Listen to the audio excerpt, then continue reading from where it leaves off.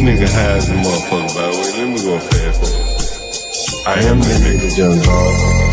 This high ass nigga. They don't dance no more. It's all about the lean. Back in the day, crack was jumping on the scene. Now they slumped on the sidewalk. Can't talk. Golden era faded, but we still feel the rock. They used to be kings, now they lost in the scheme. Popping them bottles, throwing money, living dreams. Now they zoned out and mumbling, fumbling. No rhythm in the city, the whole shit crumbling. They used to rock the house, they was riding through the streets. Remember there was dancing, sliding to the beat. Now it's poison in their veins, ain't no pulse on the street. Guess it's over now, they accepted defeat. Back in the day, the rock had them wild and free. Different story now, they got no energy. The new drugs got them slow with the hit unload. Eyes closed and they don't dance no more. Rock used to be jumping, type shit they was on. Now it's lights out, guess the thrill is gone. I am the nigga, Young Galt. I bring it to you rough, rugged, and raw, nigga. They don't dance no more, it's all about the codeine. Back in the day, they was rocking on the scene. Even dancing in the rain. Now they nodding off. Shit just don't hit the same. I am that nigga, Young Galt.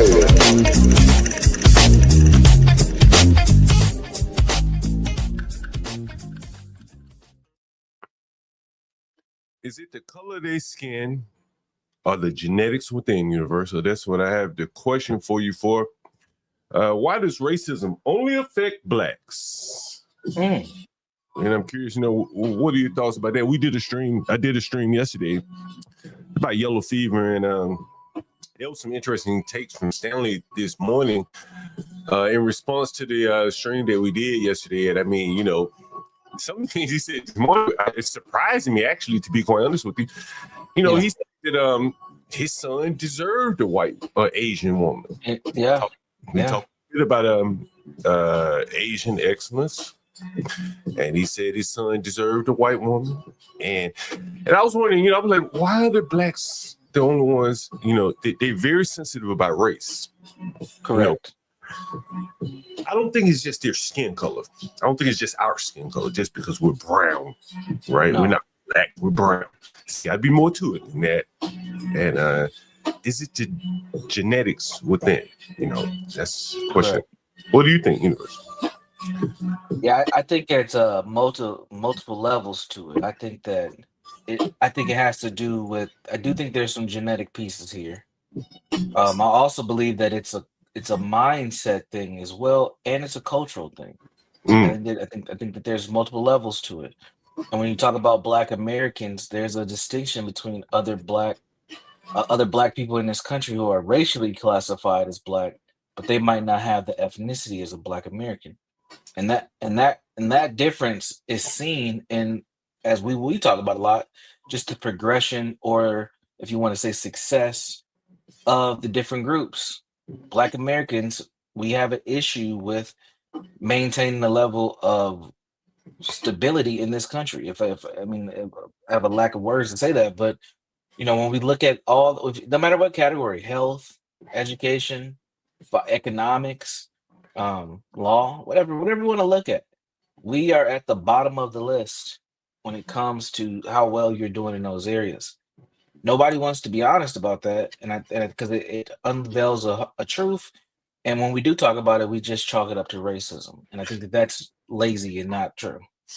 Let me ask you this question, man. And this is not really necessarily revolving around dating, but as a Black woman, you see Stanley's son, and I'm not using him as an example because I don't want to be personal, but a young man like that, upwardly mobile, you can see he's going somewhere, right? Right. And early in life, right, he chooses. He opts out. And again, man, hey, if you can elevate your life, if some people see fit, see it that way, then I can't hate on that.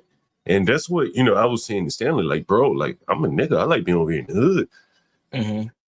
But if you can get up in that area, more power to you. If you can get into a upper stratus, more power to you. That's what you should do. Right. Why go to Georgia Tech and then go down to Spelman and get a sister over there? Right? Doesn't make sense to me. Right? And so I saw it as a moment of celebration because your choice of your partner pretty much dictates a large percentage of where you're going to end up. Would you say that's fair? Sure, absolutely, yeah. It does play. It can definitely play a role. Right. And so when we showed the alternative yesterday, what he could have had, Mm. a Shakarita, whatever. What's her name? Yeah. I can't remember her name. He could have had one of these sisters on, in Atlanta, these ghetto sisters. Pop the balloon. Yeah. Right. And we said, what is a young man's alternative like that? Growing up in America as a, Black American, right? What is his alternatives? What would he like to choose? Right. And what he likely would choose, and it's, Stanley said, as it relates to his son, he deserved, right, the best. Right. And the best was probably not going to be a sister. Correct. Right. And so, I think the Blacks are kind of embarrassed, to be honest with you, Universal. Have you ever been to the Black American Museum here? I've not been there. No, I'm familiar with the museum, but I haven't been. I want to show you an exhibit. I went there, man. I want to show you an exhibit. You ain't gonna believe this when I show you this exhibit, and this is why I think they are embarrassing. This is an exhibit from the nigga. You ain't gonna believe this. You ready, Universal? Yeah, let's see it. It's an exhibit at the Black American Museum, the one that they had. Ooh, the gestures. Okay. Gestures exhibit. I saw it with my own eyes. Oh man, there's a lot here. I took my daddy to this motherfucker, and I took my dad. I said, they had to fake the demand, Universal. I don't know if you knew this. Oh really? No, I know about how the tickets are because I was on my way to DC not too long ago, but I had to cancel my trip due to some family stuff, and I had bought tickets, but they set it up a certain way where you can only buy so many at a certain amount of time, and so you're saying that's false, huh? Nigga, you're not gonna hear this anywhere else but here on the John Galt. Oh man, John Galt bringing that real raw shit. So let me tell you what happened, Universal. I go up to the Black America. I took my father. I said, "Let go." He wanted to come up to DC and see the exhibit. Black excellence he wanted to see. And so they had a scheme out. Can I call it a scheme? Is that fair? Call it a scheme? So here's what they did. yeah, it can be a scheme. Yeah. So this museum is part of the Smithsonian exhibit. And what that means is, correct. What that means is that it's free. They cannot charge. Yep. You understand? So what they had to do was do like some club shit. Nigga shit. Club shit. Load up the line outside the club. Yeah. They had to do so much to get this motherfucker jumping. You feel me? Yeah. To get money, to get political swing, because that shit's on the mall. So what they had to do was they didn't want that shit to open up to a fizzle, right? So one of the things they did was they made sure all public high schools scheduled tours. Not all, but a lot of the public high schools scheduled tours to this place to keep it packed, right? Right. The Northern Museum does that, in terms of like crowd, like trying to generate a crowd. Right. Wow. Also, they gave tickets. Northern Museum does that, right? And so that's kind of like to generate, to like build up, a crowd. You understand? Instead of just letting them flow freely like in every other museum. So when I went there, I said, man, I ain't doing that bullshit. Nigga, I just paid a bribe to the guard. Nigga, let me and my father and my family in. Nigga, walk right. And it was all fake. It was all manufactured crowd, manipulation. Wow. And so walking inside the museum, this is what you see, Universal. Nene Leakes. You remember the gestures that she used to do? Remember that? Oh yeah. All the gestures. She became popular because of her attitude. Can you read that, Universal? Can you read this one? Yeah, I believe I can see it. So gestures of the defiance and protest. Oh, click back on it. All let right. me scroll up a little bit again. Of course. Yeah, let me see if I can get it right. Can you read that universe? I'm looking at the one on the far right for folks who are following along. Can you see it There again? we go. Yeah, Yeah, okay. I can make that. All right, Go back to the last. Go zoom back in to where one more time, I'm gonna scroll over a little bit so you can and see then it. scroll over just a little bit, and I All right. should be able to make it out. Right. Yeah, I can make that out. So on the far right, everybody, it says gestures of the defiance and protest in the struggle. People who are challenging those in power can communicate their intent without uttering a word. African Americans often use body language to signal their defiance. These gestures also show solidarity amongst protesters. Universe, what's your thoughts? What are your thoughts on that right there, Universe? That's in the African American Museum. Gestures, my nigga. Gestures. Face. Eyes rolling. Look, you see, look. Gum popping. That's what Stanley talked about. Uh-huh. Gum popping. Gum popping. These are other gestures. Don't check me, boo. Look at this, Universal. Look at this. Yeah. Look at my this. Brother. We in this struggle together, my brother. My brother.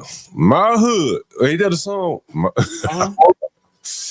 I'm so fly. I'm so good. Let's go.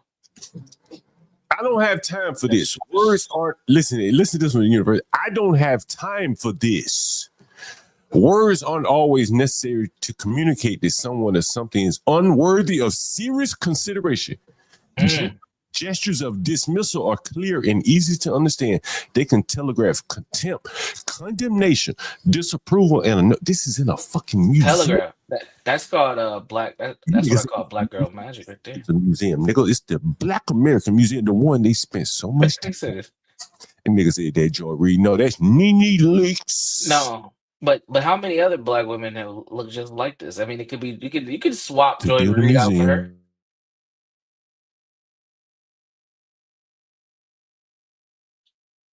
University, can you hear me?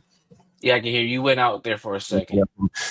When they decide to build a museum, this is who they decide to exhibit here. This is Nene Leakes showing you how to roll your eyes, nigga. Roll your eyes.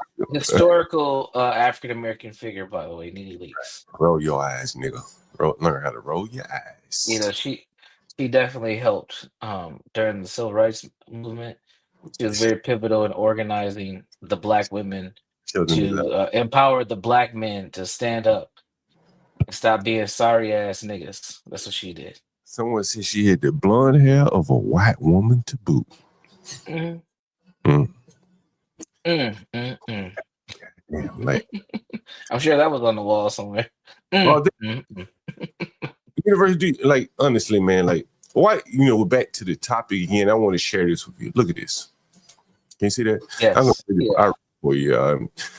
Someone tweeted the word blacks is trending on Twitter right now. It's nothing but random videos of assaults, conditioning viewers to draw negative conclusions about an entire racial group based on the worst representation. This is reprehensible, and Twitter is devolving into something dark. Someone responds, hey, go ahead and post the videos of a gang of white kids attacking a black kid or a white team. Go ahead. They're trying to they need to censor the information. Yeah. They can't, you know why? And this is what we talked about yesterday. Even on, there was some comedy in it, but it's serious. You can't censor this because, as I keep saying, the toothpaste is out of the tube. It's happening everywhere, and everybody has a phone. Everybody can post it. You can't control this unless you're going to turn the damn Twitter off or the internet. You can't control this in every city. John, right now in your area is 10-16. I guarantee you there's been at least 100 fights across the country already in a school that black kids have initiated.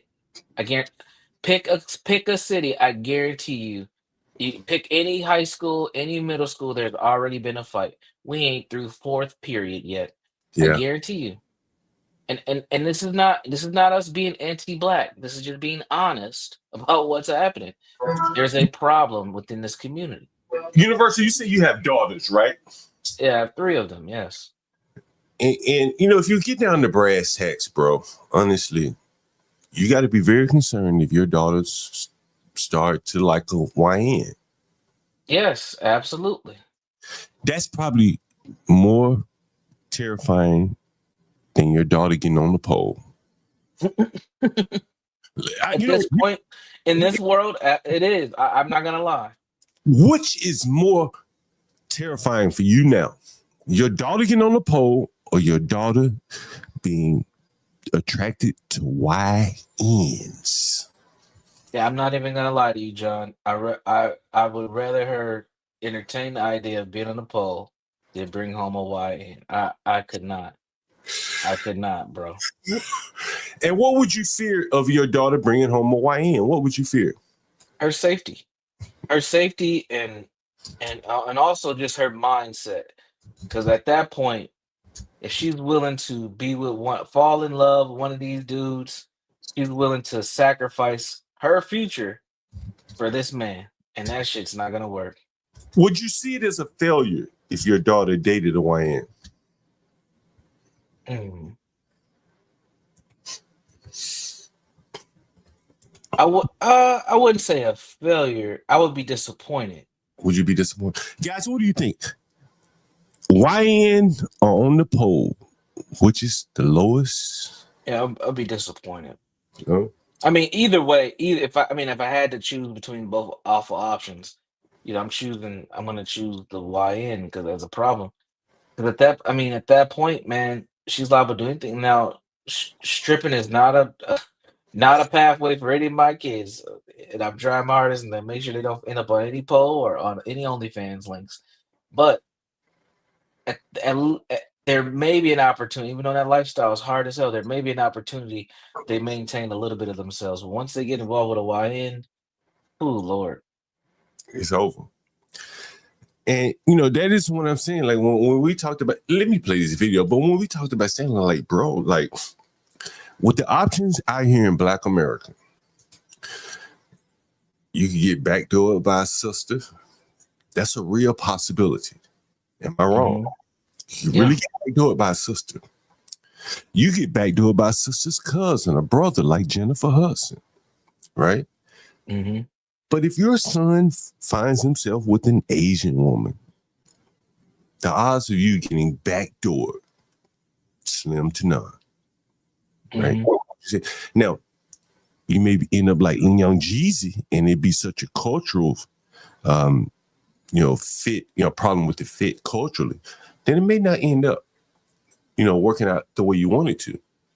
But you stand a better chance of living a full life with an Asian, right? Your offspring, the family, the parents, all the tangential connections to the Blacks. Correct. You don't have that if you date out.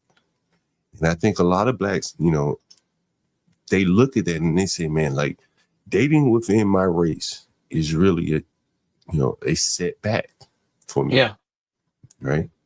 Like I take on all of her family and friends, that, may not be the type of people that I want around me, I want to call this guy, people were talking about my buddy Philippe this morning, and he dates Asian. He dates Filipino. And he sees it as kind of like he's earned the right to date them. He's a very successful man. Mm-hmm. Your call has been forwarded. And, I think that, Stanley, someone mentioned that as well. Like, look, man, my son is successful. He was raised properly. They're equally yoked. They're evenly matched. Mm-hmm. Right? What do you think about that, Universal? No, yeah, some of the things I heard Stanley say today, it's kind of, I find it very fascinating because it's kind of contradictory. On one hand, he's telling us how we need to be have Black excellence, but then he talks about his son, and his son's moving away from Blackness, period. Mm-hmm. So does Stanley, right? He's a biracial child. That's one level. Now he's with an Asian woman. That's the next. If he stays this course, ends up having children with Asian women, that's another level away from Black. So is that what Black excellence is going to become? It might be. And no, it might be the solution. I mean, honestly, and again, I don't, you know, I don't have a problem with people doing what they got to do. I just, I much prefer people be honest. And I think there is an element of wanting to breed out this bad genetics within us. It may be very subconscious, but there has to be an element of it, bro. Like, we hear black women say, I want a child with good hair. Well, nigga, that's genetics. Yes. Right? If you extrapolate that beyond the good hair, let's say the intelligent blacks, when they want a child that behaves a certain way, along with the good hair, right? Am I wrong about that? Right? And so from that standpoint, a smart black would be thinking like, not only do I want a child with good hair, I want that motherfucker to be intelligent. And if you look at the blacks and you like, bro, if you look at the blacks, you deal with them on a day-to-day basis.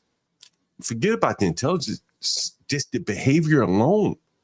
The way you interact with these motherfuckers, they're argumentative, they'll fight you and shit like that. The violence. Right. You probably want to breed that out as well. Is that fair? Correct. Absolutely. It's reasonable.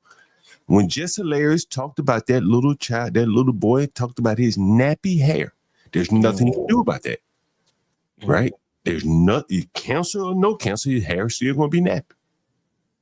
Do you think blacks really are happy with themselves when they see the racism?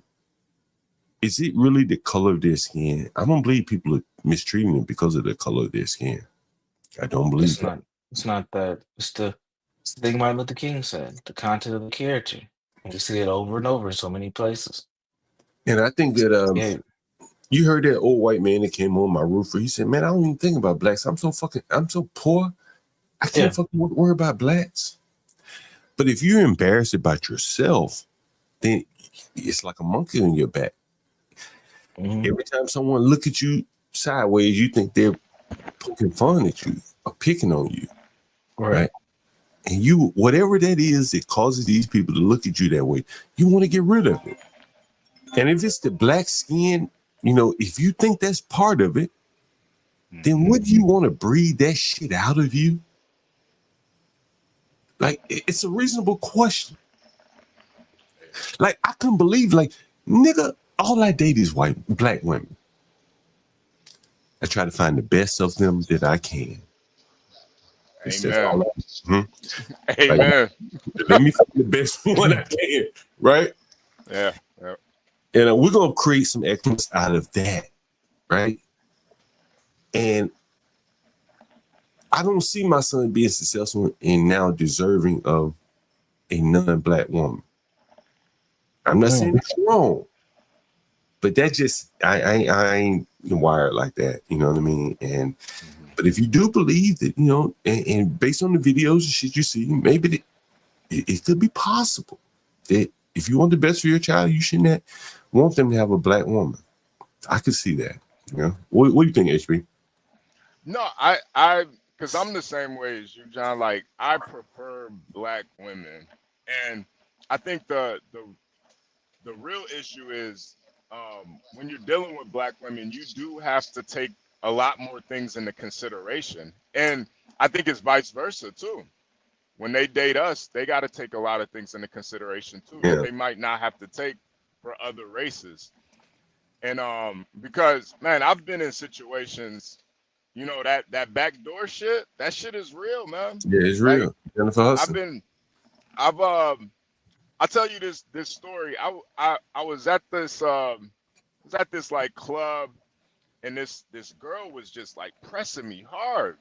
And I mean, it's not out of the norm, but she was a little bit more persistent. And so I took her back to the crib, took her to Pound Town, nigga shit. And we started talking. Come to find out, this girl, her baby daddy was a nigga that I was beefing with. I didn't even know. I didn't know until about a month in. And then she told me, she was like, yeah, he just kept talking about you. I had to, when I saw you, I had to, basically used me to get back at him. I'm like, yo, Me and this nigga is beefing. Like, I thought she was just into me. It had nothing to do with that. And at that point, I never looked at sisters the same really after that. But I could tell you stories the same way, man. I remember meeting the girl up on Benning Road, which is like in the ghetto in DC, and I'm like, damn, this bitch setting me up, right? Yeah. I walk up, there's a bunch of niggas outside. Like, this bitch might be saying, when you dating outside your race, bro, backdooring is not even a thought. You don't even think about it. Nah, you don't even think about it. They ain't got nobody to backdoor you with. Nope. Todd, Philip, right? You niggas ain't gonna backdoor. They got too much to throw away. Maybe with the police, but that's about it. Maybe.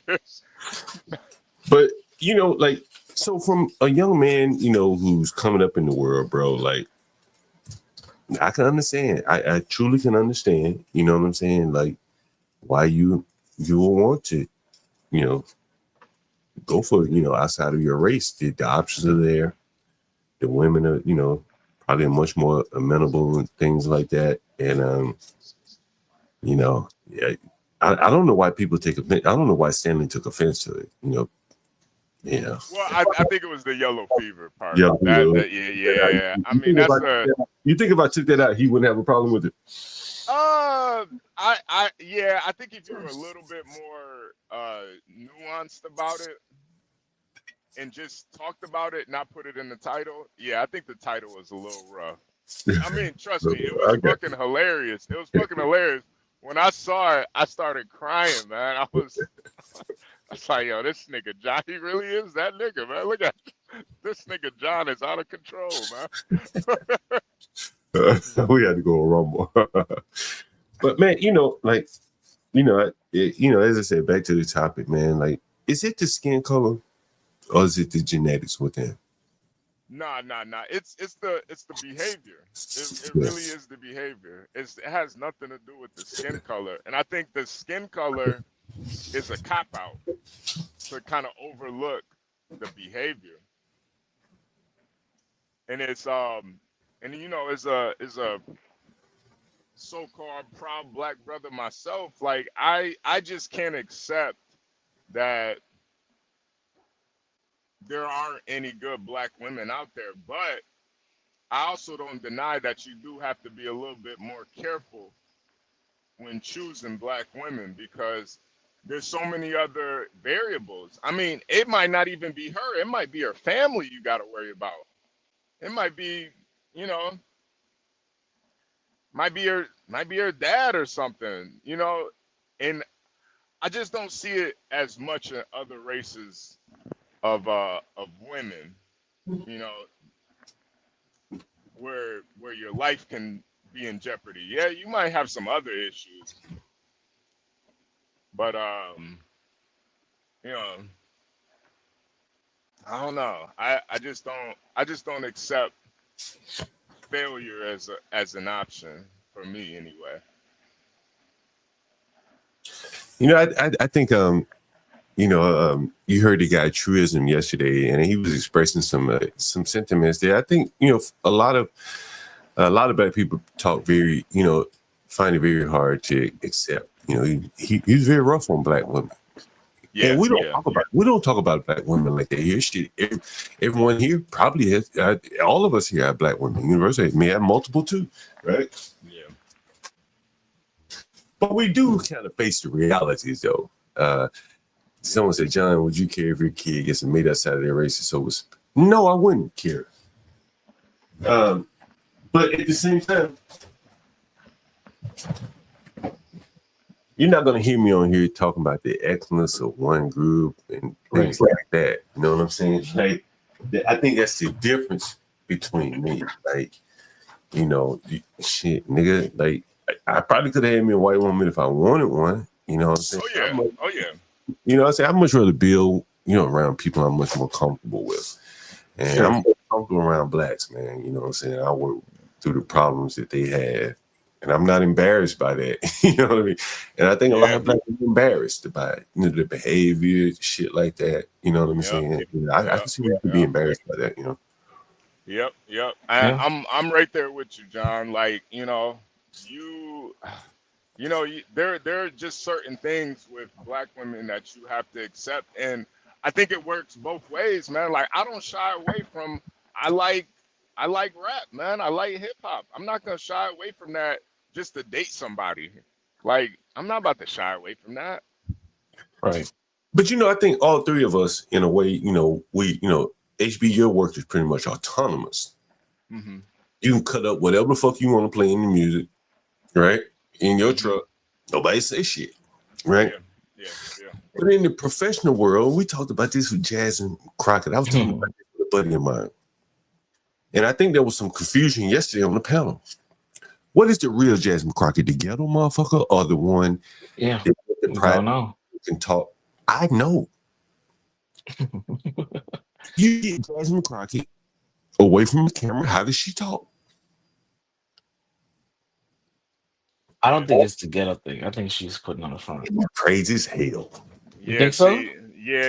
See, and that, yeah, man. I'm telling you, it's see, the front is Kamala. That's the front. Mm-hmm. Oh That's yeah. that's Yeah. the front. When she tries to act all, ghetto and shit, that's the front. She's really, an Indian woman that's well put together. Right. So, but with Jasmine Crockett, she really is that ghetto ratchet, you know, Southern Texas girl, Right. and she knows how to put on that, she knows how to code switch. Right. Yeah. And like what most blacks do every day in the professional environment, HB, my opinion, my experience has been that they have to code switch for 8 hours a day. Absolutely. Sure. And that is Yeah, I what can see that. Crockett does. That's what she does. Well, she don't even do it 8 hours a day because she get in Congress and she act the same fucking way. But people trying to say she's cold, you're cosplaying being ghetto. I think it's just the other way around. When she was talking normal, that's when she was being, Poser. yeah, right. That's when she was really posing. That's just my thoughts on it. And I think it's liberating for her, man. She's only gonna turn up even more. I think it's liberating. Yeah, that's a good point. Now What she's found a lane, and it's acceptable to have not like us and put the blackness out in your face. I can see Yeah. that. what kind of music do you think she listens to? Oh man, hip hop. She probably listened to the same shit I'd listen to. Bunch of dead rappers. Right. So, Probably. so there and again, she's right in line with us. Like, but people want to say, well, she went to a private school. What does that mean? It really means nothing, to be honest with you. I want to share this tab with you again. Black culture being, basically rejected in the mainstream society. The NFL has banned their nose wipe celebration, Mm-hmm. calling it a violent gesture. It's a 15-yard penalty now. Yep. You know what that means, John? Hmm. You know what the nose swipe comes from? Mm-hmm. You do know where it comes I from? got an idea. They were talking about it in the damn Young Thug trial, but what exactly does it mean? So, the nose swipe means to slime, basically slime somebody out, and basically sliming somebody out is basically you backdooring them. Mm. So, Damn. yeah. So when you swipe your nose, that's like essentially you're wiping the slime out of your nose because you a sliming nigga out. You backdoor them. That's where that comes from. Universal, what do you think this is about Black American culture that they now are having to ban nose wipes? I think that mainstream is catching up because this has been going on for years. As far as celebrations, and the more black culture that gets put out there, I think the more people are gonna realize that it's a bunch of fuckery and ratchetness, and they're gonna have to pull back on it. But as black folks, we do what we do. We'll just make other shit that people don't catch up to till years later. So it's no swiping today; it'll be something else tomorrow. Do you see why I say like middle class and up when we're going to take your children out of football? Yeah, I mean, look at the NBA. It's gang culture now. Mm. Yeah, definitely. Even I mean, all the celebrations got a level of gang culture to it. The dances, even the gritty. That's gun pointing if people really pay attention to what the dance is. Strapping them up. So if you do a defensive play, locking in, strapping them up. All these things have black culture at the bottom of it, and it's all. Oh, HB, you have to go a little bit further. What does backdooring mean? We All gotta right, so translate. so so backdooring, and this is how fucked up it is, Ross girl. So backdooring is basically you setting up one of your homies or somebody that you do business with to either Boyfriend, get girlfriend. boyfriend, girlfriend, to either get robbed or killed. They So said they'll P was backdoored. you said say that one more time. They say P was backdoored. Yeah, yeah, Correct. yeah, yeah. And that it's kind of like the mob where they send your best friend to kill you. That's kind of what a backdoor is. I think the crux of backdooring is that blacks don't have much trust between Correct. friends, family. That's what is the kind of the backbone of being backdooring someone, is that you really can't trust anyone. Correct. And this is a phenomenon within the black culture. Backdooring is not a term that's used in any other community. It's a term that blacks created based upon their behavior, right? Yep. That's what Top P's mama was talking about.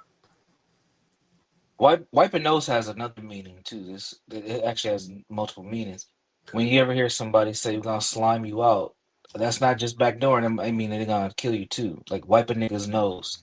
Because Yeah, yeah, if you ever seen somebody get beat up, or if you ever seen somebody get shot, they start bleeding. Sometimes they bleed out their nose, and they talk about wiping nigga nose. So you need your nose wiped yeah, because yeah, you're gonna get taken out the game.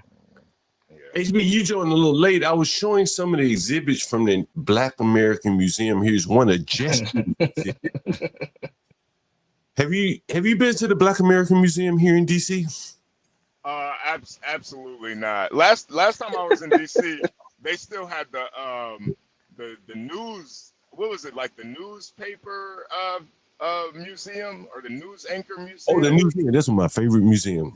Yeah, man, that was a great experience, man. I love that. That was a great museum. That's my favorite. Yeah, you had to pay to get in there, right? You had to pay to get into the museum unless you had a ticket, right? Yep. Because that's not a part of the Smithsonian institution.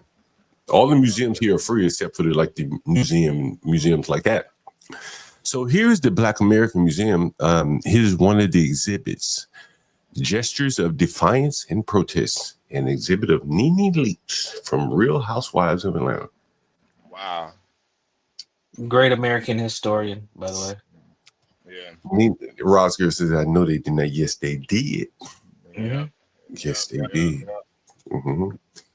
This is American Hero, Ross. Girl, you didn't you didn't know? And there are other exhibits again, HB. Let me see if I can pull up some of the full picture exhibits here. They got Tupac in there too. They probably got Tupac. I'm Oh, sure you know they got Tupac somewhere in there. Oh man. Yeah. Hit him up. Man. They probably got a pair of headphones. You ever seen those big exhibits? They put the headphones on. And Ray put them on and says, "That's why I fucked your bitch, you fat motherfucker." And so, The greatest intro. Go ahead, Joe. like, Stanley said something that was interesting earlier today. He said that it was like his son, and I'm not talking about Stanley, so I just want to see, abstract it out. Let's say you're a middle class Black American, right? 2-3 generation middle class. Like, I think there's a difference between the same middle class, let's say, foreign immigrant to America. Let's say Asian. Been here 3 generations. It's a difference. Any one of you guys ever dated a foreign person? Yeah. Someone not from Yes. You think there's not a big difference? On the social level, when y'all going out to movies, maybe everything's cool. There's a lot of overlap. But once you get beyond that, there's a lot of complexities there. Right. And if you're at the bottom where no one wants to mimic what you bring to the table, it's all debauchery, then it becomes very difficult to, like, you know, to me, kind of bridge those gaps. Like, look at this. You know, I've been out with, man, I tell you, I've been out with white people sometimes, and you guys tell me if you've ever experienced the same. You ever been out with black people, been out with a group of white people, and you see some black people doing something stupid, and you kind of cringe a little bit? Yeah. And I think those are like the cultural differences that no matter how, you know, if you black, you're going to see that person black begging, doing some stupid ass dances on the train. Yelling. You're not going to see any other group of people doing that, honestly. Very few people doing it. And you can't not internalize it. Right. So she has an outfit. She headed to the club. She looked like she's in a nice apartment. Right? She's not in the ghetto. She's in a nice apartment, right? This is probably a sister that would attract a lot of, you know, would attract a lot of, you know, up and coming men, right? When you say that body right there, right? Oh yeah. Well, Oh yeah. how many parents would want someone like that to their son to bring that home? Nah. No matter how attractive she is, most people don't want that coming home with their son. It's the black man's in them, and it's not skin color. I don't think it's skin color that people are, you know, discriminating against her. Bodies don't care. What do you think, guys? It's behavior and what she's presenting, image. Yeah. That's why John, one of the number one things for me with dealing with or dating black women is social media. That's why, because a woman that will put some shit out like this on social media, man, you can't take her serious. You almost have to thank God that your son is not attracted to that. Right. Yeah, nah. You do. If your son, if you had a son, he brought that home, what would you think? I would ask him why. Yeah, like why did you bring this home? Like, this looks like a good weekend, but not something you bring home. Absolutely not. And you know, Universal, that's a great point. I wouldn't be mad if my son smashed this, but if he thought that it was okay to bring her home, I would think I failed him as a father. Yeah, you got to be honest. And that, I think, is the black dilemma here. It's not skin. The black woman is, you know, as HB and Universal both just said, my son smashed you. Cool. But don't extend our lineage with this woman here. That's the black woman. That's the black dilemma. They don't want to spread or send that DNA, that genetics. It's not the skin color, bro. Yeah. It's really not. Yeah, Boston said in a different life she could get it though, if I'm being honest. And this is the funny thing. Boston's like you know, he doesn't even like black people. So But that's her life in perpetuity. Yep. Everyone get it, but no one's gonna marry that. No one can bring that home, bro, with a straight face. You can't bring that home to Stanley Cross, to HB, to University. On the flip side, if his son brought a woman on a son home, on the flip side, he can't bring it home. Right? If he brings the man that she's attracted to home for University, you just can't have it. Like, he'd be disappointing himself in. I think that is the black dilemma that they can't admit, you know, that it may be genetic. You know, the flashy, looking for attention. This is she's nice enough, but she doesn't have to wear that. Nah, she doesn't. She could put a sundress on and that thing still be wiggling on the thing. Yeah, right. And it'd be a lot more classy. She could put on a nun outfit and still be sexy. Yeah. Put on a burqa, she would still be gorgeous. Yeah, but there's something about the hypersexuality thing. Both for our men and our women, it's displayed differently. That we can't say that this is just it's not. It is a cultural dynamic, and it is. And I think that because we are Americans, it's highlighted differently as Black Americans, but you can look at it in other countries as well. Carnival, all that. Like there's hypersexuality amongst local Africans that you just don't see in other cultures. University, you mentioned hypersexuality. I want to share this with you.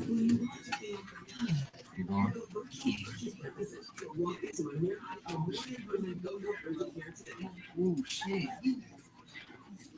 When you shop for the free Kroger digital account, you can save an average of Oh, it's right there. Oh, it's right there. Oh, it's right there. Oh.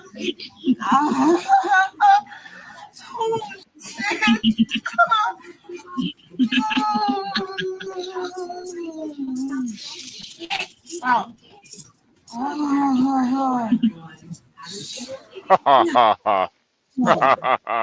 Watch my what are you doing? Oh. Wow. Oh, God. Damn. I want some of what she's having.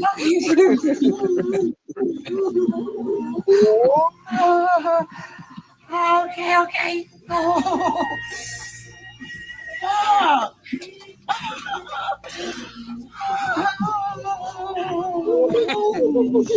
All right, John, I think we get it. She's not done yet. She's almost there. She's almost there. You mentioned hypersexuality in Universal. Man, that floor is about to be wet, bro. Someone said I would have stopped washing her hair immediately. But that lack of like decorum. Yes. If that was your woman, man, what would you do? She on internet, just giving it up. Like, what would you do? Obviously, I'm gonna have a conversation. Like, look, we can't be out here like this. This is not how we want to portray ourselves. And depending on who she is, she may be like, "Well, that's how I felt." So what you gonna do about it? Who's gonna check me, boo? But this is not a good representation, especially if you're in a relationship. Now, she's getting her hair washed by a man. It looks like a man, from what we could tell. And that might be part of this. That might be part of her excitement, is that she just hasn't been touched in so long. And I was going there, Universal. I was just wondering if you were going to get there. And having that man spend some time rubbing that scalp, playing in that tightly coiled hair, it might bring a level of joy and excitement that she hasn't had in quite some time.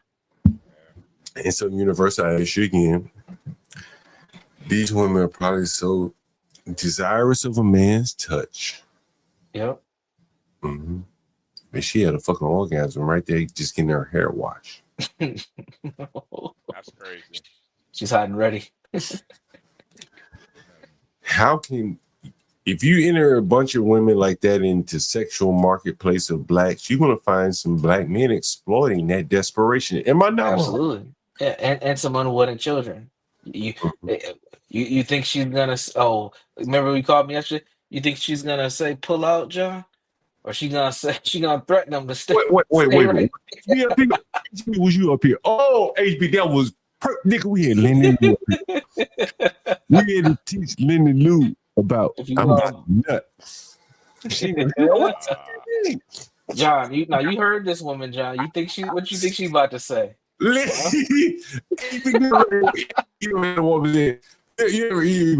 I'm about to nut. And woman, nigga, what the fuck you telling me for? You think I'm gonna run, nigga? Shoot up the club, nigga. She said, shoot up. Is that what she said? Universe? That's what she said. Nigga, shoot the club up. If you bout it, bust. Nigga. you ever had that experience before? Come on, nigga. I know you have. Come on. Yeah. Oh, come on, man. Come on. You're like, man. nigga, what the fuck you telling me for? Nigga, you gonna shoot your gun or what? Nah. Uh, It's yeah, absolutely. Yeah. Nigga, you gonna shoot your gun or what, nigga? You a punk ass See? nigga? Shoot your See? gun, Yeah. nigga. At that moment, that's the worst moment to have your manhood challenged. Like, wait, what? You gonna pull out, nigga? Nigga, shoot your gun, nigga. You said I'm a Bron?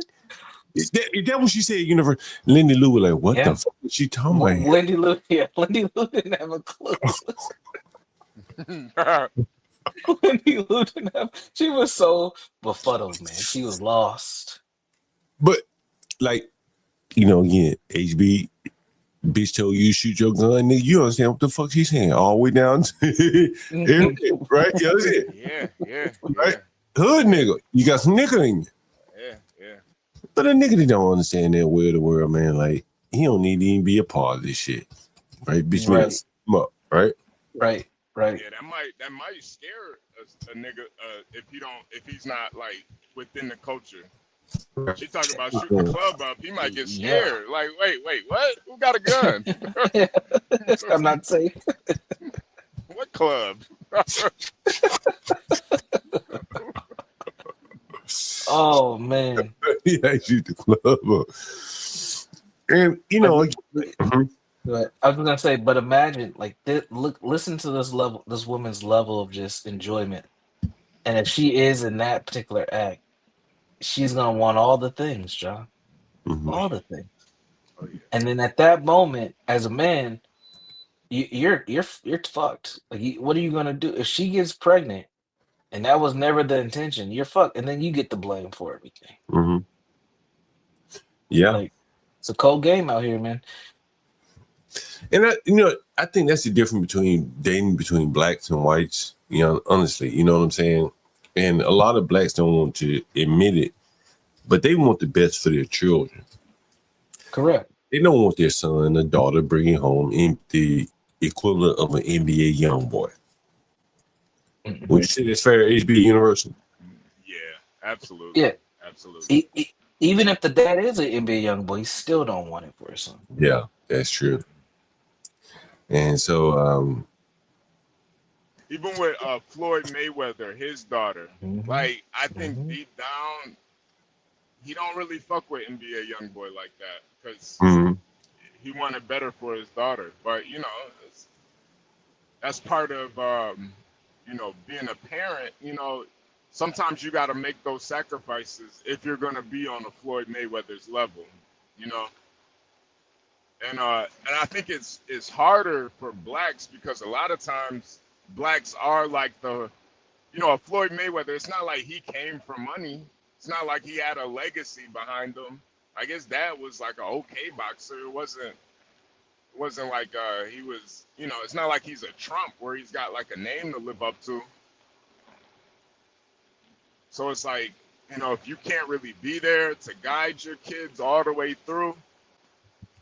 The better option is probably just have a bunch of kids and some of them gonna slip through the cracks, but at least one or two of them gonna make it.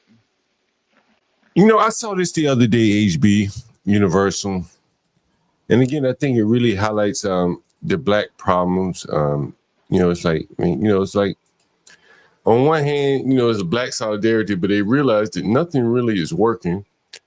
And I want you to take a look at this. Is from LA, the black area, Baldwin Hills, the black Beverly Hills. Listen to the niggas. A black community group says racism sank its $115 million bid for Crenshaw Mall. Downtown Crenshaw Rising, a group based in South Los Angeles, has filed a lawsuit over its failed $150 million bid for the Baldwin Hills Crenshaw Plaza in 2021. Claiming that Deutsche Bank arm DWS Group, quote, demonstrated a preference for white buyers. Baldwin Hills, the neighborhood in Los Angeles, is often referred to as the Black Beverly Hills. The group, along with an organization called Members Against Anti-Black Racism at Pension Funds, in their lawsuit claims that DWS showed a preference for white developers, particularly firms with ties to former President Donald Trump. The Crenshaw Mall was ultimately sold to Heritage Development Group. Billionaire Len Blavatnik, who owns Warner Music Group, and his firm acts as... I'm gonna stop right there for 1 minute. I knew you got some comments. Yeah. Universe, I want to take it back to CT show when that fat black ass woman was on it. I'm sorry, I shouldn't we'll call her Big Polly. You know, I Big got Polly. more empathy. The fat. No, I'm sorry. Damn. The what is it? The plus size. The BBW, the beautiful black woman, the big Right. beautiful black woman. And she was talking about the black community and shit like this. And look at this shit. What do you think about this, Universal? HP. Go ahead, HB. You can hop in first. Yeah. No. There is no black community, and when it comes to business and real estate, you know that's just about money. They're gonna take the highest bidder. You get bid out, it is what it is. Why didn't Jay-Z buy that shit? And that $100 million that he spent on his mansions in LA, why didn't he buy it? Why didn't he give him business? He ain't trying to do business with a bunch of black folks. It's a there is no black community. There is no black solidarity. Like it's a grift. Yeah, I agree with you there. And you know, John, it could work if the culture was based on morality, but it's not. It's based on debauchery. So just that in itself is gonna make it so people can't work together. Yeah. No, I don't disagree with you. Let's take a listen to a little bit more. Real estate were investors in the Heritage bid. Blavatnik donated $1 million to the Republican National Committee in 2016 for the Trump inauguration. Downtown That's fine. bid from Blavatnik's firm, Heritage Development Group. Aside from the higher bid closing period, they were an organization. The discriminatory practices that are in direct violation is not seeking a court. You know, the bigger point is, this is an area that was, Thank you, Mr. Chairman. that was long thought of as, this black Beverly Hills. Mm-hmm. They couldn't even like harness. As I keep talking about the corners, bro. You gotta maintain the corners. The young black YNBs that we showed the other day, they got their corners, right? They at least had their corners.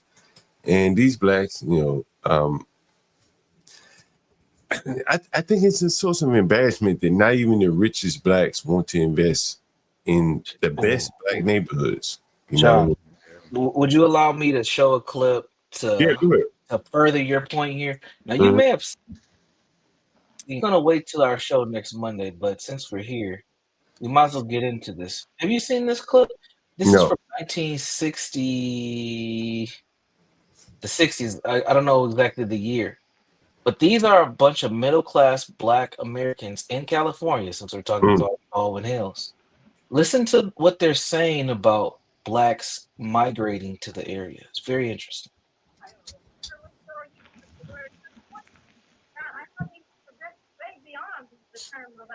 But we have not. The lowest we have not. It's a little low, Universal. Okay, give me 1 second. Let me see if I can crank Close it up. captions up. Yeah, we'll do that too. Shit, the audio might just be low in general. All right, turn up your volumes on your end, everybody. That's as loud as I'm able to get. I think the film volume is just low. Years beyond the Civil War, the basic frame of reference, the basic value system of American culture fails positively, unequivocally. If you're black, it's black.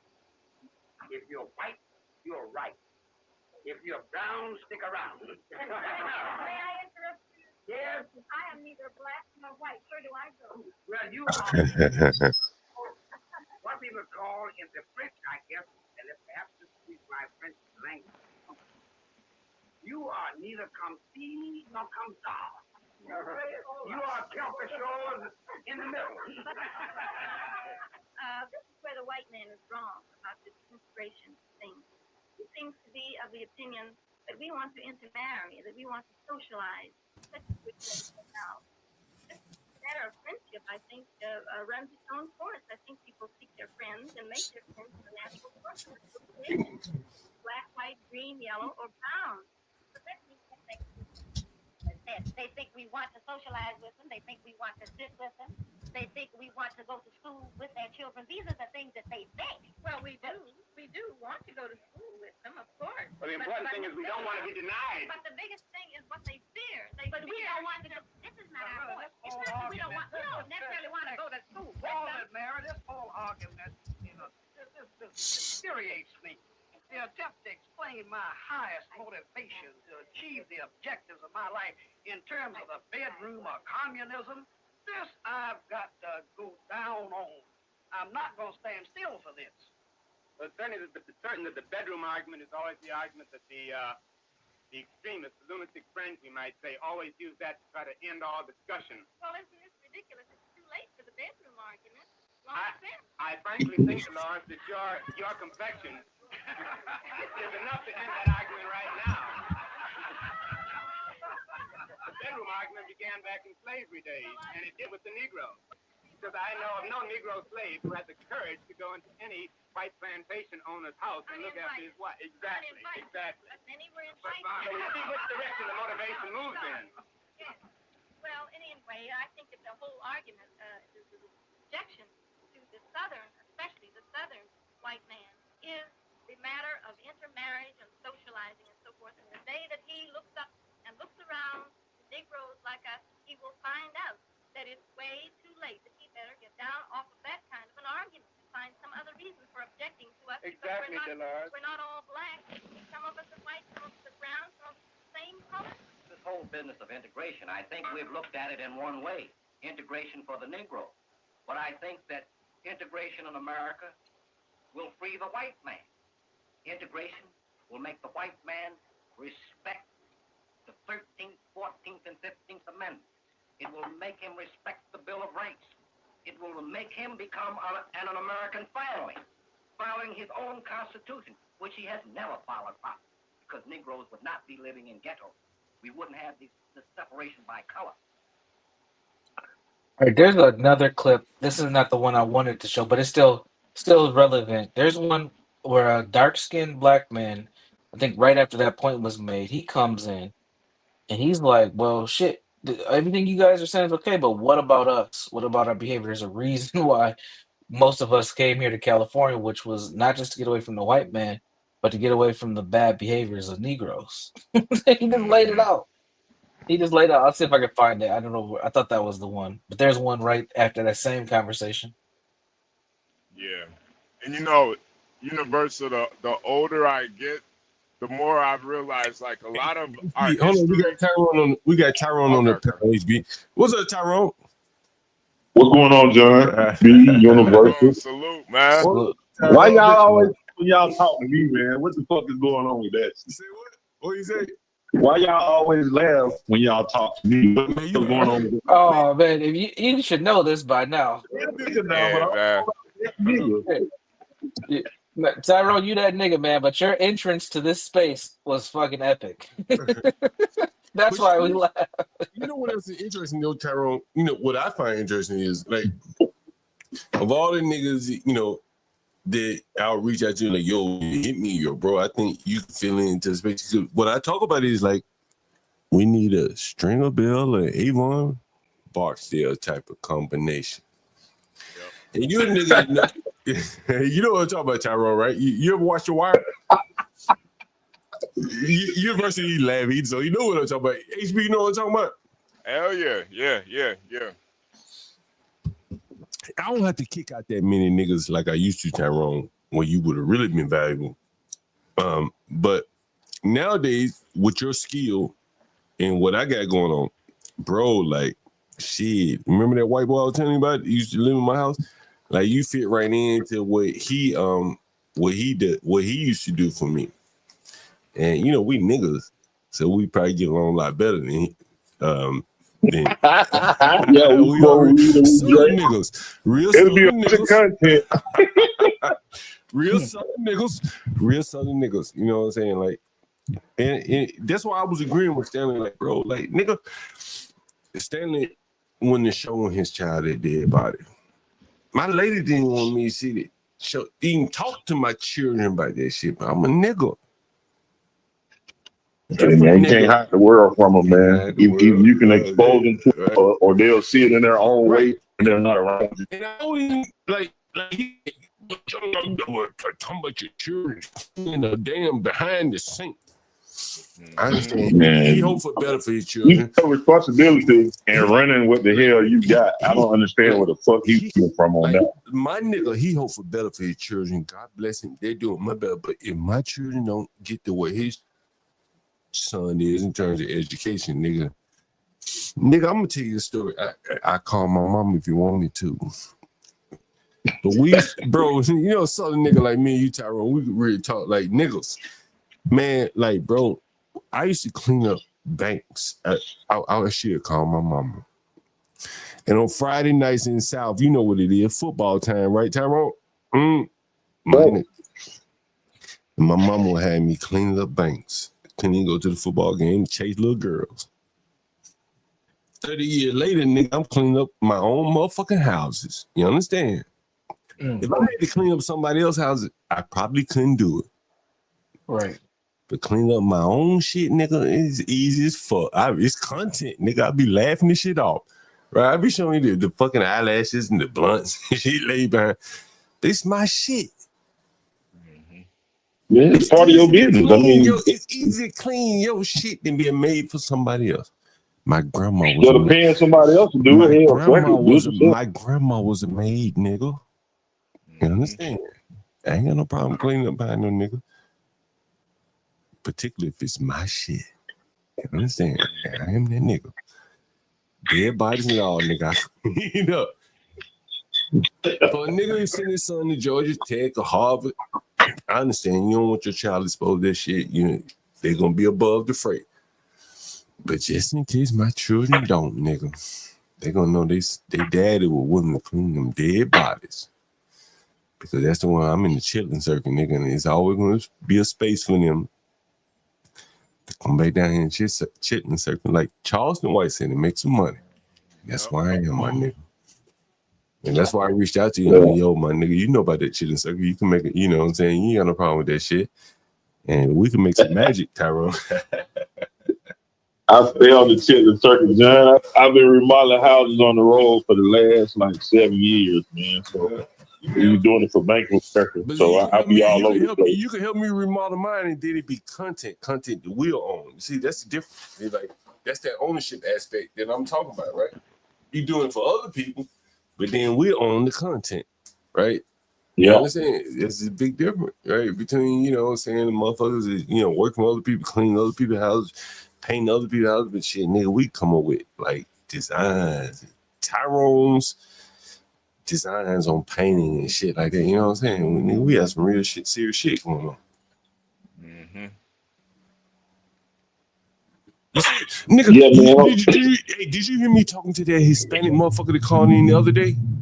Did you? Nah, man. I mostly get to catch y'all like early mornings or like on my days off. Does anyone remember what I talked to that Hispanic motherfucker about? What I asked him, I said, man, can you do this? What I asked him? Does anyone remember what I asked that motherfucking Hispanic nigga? I said, can you paint, nigga? Can you just learn how to paint? I said, paint your own room. Start with your room. He said, I don't want to paint my own room. I said, well, I got vacant rooms. You can paint a vacant room. I'll let you practice, nigga. Practice and practice and practice on painting till you're good at it. I got vacant spaces. I'll let you paint them. But you already know how to paint. So we above that level. So we just going to be rolling through spots, doing some real unique paint designs and shit like that. I'll let you be creative. You can stream that shit yourself. Have your own channel talking about Tyrone's interior paint design. That shit be slick as a motherfucker. Do a little more than that, John. Do a whole bunch of shit. I know. I'm starting with the basic. You know what I mean? What y'all guys think about that shit? Tyrone and John. Nah. I think y'all be like that. I'm gonna get you a bunch of these inmates that work on side the road down here in Georgia. I'm gonna get you a bunch of countries on that. Shit, nigga, I don't need all that shit, nigga. Like, nigga, I just need a man that gonna go around and do a little painting. Like, nigga, I just got like real, like you know what I'm saying? Like paint really, like punches up a room. You know what I mean, Tyrone? You know what I'm talking about, right? Oh yeah, it ain't beautified until the paint is on. That's the right. end You know what I'm result. saying? Like when you hit that paint, You can have all that new shit in there, but until you put that color in that fucking wall and that drinking, you ain't got yourself shit. I just want to tell myself, boy, we can make a goddamn go at it, goddamn boy. You know what I mean? You know, He think, goddamn boy, you a country motherfucker too for real, straight Alabama motherfucker like me. So hey, I'm quite sure we can make some of that. I got that dope, nigga. You hear these niggas calling him that dope every day? Nigga, I got that dope. My paintbrush is my motherfucking dope. Nigga, what you like? What you like, Purdy? You like Purdy? What kind of paintbrush? You like Purdy's? Purdy. Yeah, I've been playing with a Purdy for 20 years. Purdy. But Purdy they done fell off as far as the quality of the brush. But Wooster got a nice brush right now. I also like the those motherfuckers are just too expensive though. Yeah. Nigga, paintbrush expensive as fuck. You know what I'm saying? Like, you don't know how to maintain the paintbrush, bro. You spend a fortune just buying paintbrushes. That's your damn job though. You gotta have good brushes and good rolling outs. I mean, I'm talking about, like, and good paint. Once you're done painting, like to clean the brush. You know what I'm saying? You know what I'm talking about? Like to properly clean the brush so you can reuse it on the next paint job. Like all you need is a wire brush, a little dish detergent, and some warm water. You take care of your brushes like that. Clean them out every time. I got a Purdy I've been paying with for 5 years. I paid $35 for it. Hey John, that's why I don't really believe in like a black upper class, because they'll look at somebody like Tyrone and try to look down on him. Like that's my nigga. He can paint a whole house. I'm gonna tell you like this, AZ. Bro, I'm the type of nigga, I don't give a fuck, because at the end of the day, we all gonna die and leave this motherfucker. So whatever you acquire that makes you happy, so be it. And whatever the fuck I do that makes me happy, so be it. Hold on for a minute, bro. I'm gonna tell you something. I can call up a nigga right now, a landlord like myself. He said, bro, these painters be charging so motherfucking much, man. I never pay one of these niggas again. That's what he said to me recently. Bro, painters be making bread, bro. Like, well, painting is like painting a car, you know. You can get the minor job, the in between, or you can get the deluxe. You can get everything that comes with it. Nigga, I mean, you get what you pay for. Painting real serious. Like, it sounds like just some bullshit. I'm telling you, nigga, I do a lot of painting.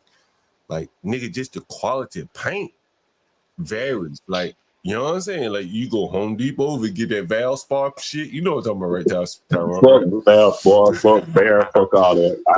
I strictly stick with Sharon Williams. That's what I thought with. And I use the racing. I been showing these niggas Sharon Williams. Nigga, I go pull up a paint. Nigga, I can probably got a can of paint around this bitch. Sharon Williams. You know what I mean? Like, that, yo, bro, you could do some wild shit with paint, nigga. Make a nigga room look crazy.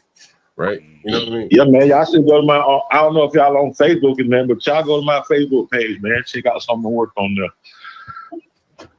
Not some of my work, the work that me and the guys do. So it's Sly Painting on Facebook. Go check it out. Check out like, we can do some wild shit together, though, Tyrone. Nigga, I want to do a pink room, I want to do a red room, and I want to do a green room. You know what I mean? Those are the 3 rooms I want. Pink for the fags. Right, green for the smokers, red, and red for the freaks. Right, I want a freak room, a little something for everybody, huh? Love is on everybody, you know what I'm saying? And then I want to do an LGBT house, my nigga. We could like team up. You really about to do it? No, I'm gonna let you handle it out by yourself. Nigga, all you be doing is painting. Like we get we get somebody in the chat to like come up with the paint colors. You just like, you know what I'm saying? Like, you help me with the paint, you know, patterns and shit like that. Nigga, that shit be fly as a motherfucker. Bro. Nigga, like, see, you don't understand the business, right? The business was you could advertise, nigga. Look at all these LGBT type paints and shit I done. Nigga, you'll be consulting more than you'll be painting. That's where the money is, my nigga. You understand? Hey, John, you can consult the brokerage. I ain't got time to invest my energy in the Nigga, market. you ain't going, bro. Listen, you done seen nigga. I had HB. You met that motherfucker like I want to fuck you. Remember that? Oh yeah. No, Mm. I was just talking to my boy. Was just asking me. He wanted to talk to you because he's like trying to buy another property and stuff, and he wants to like he was basically asking me about that, and I was telling him, I'm like, bro, that just comes with being an owner. Like you're gonna have people, you're gonna have niggas, bitches try to shoot at you. It don't matter, Yeah. man. You gotta just stay the course, man. It is what it is. Nigga, that's when you know you're doing something right, when they throwing that pussy. or the dick. Throwing the dick or the dick. You really doing something, they throwing the dick. Yeah, damn, Universal, man. Why you be getting good all amped up, man? Man. Well, you supposed to be going this long, goddamn it. You got niggas done got me amped up and start drinking. At 11 I'm drinking too, John, so. Man, listen, honestly, I ain't gonna lie to you guys. I do take heart to what some people say. Like King Shinar, when he comes on here, like, yeah, John, you be smoking, drink too much, and I do take it to heart. I listen. Man, fuck them niggas. Doing you. You got time for John, so you better live for John. I don't care nothing about what motherfuckers say. Fuck them motherfuckers. In fairness, though, I do ask for a lot of criticism and critiques here on the panel. You know what I'm saying? And motherfuckers be like, yo, you drinking, you smoking, but maybe I should stop or slow down. Mm-hmm.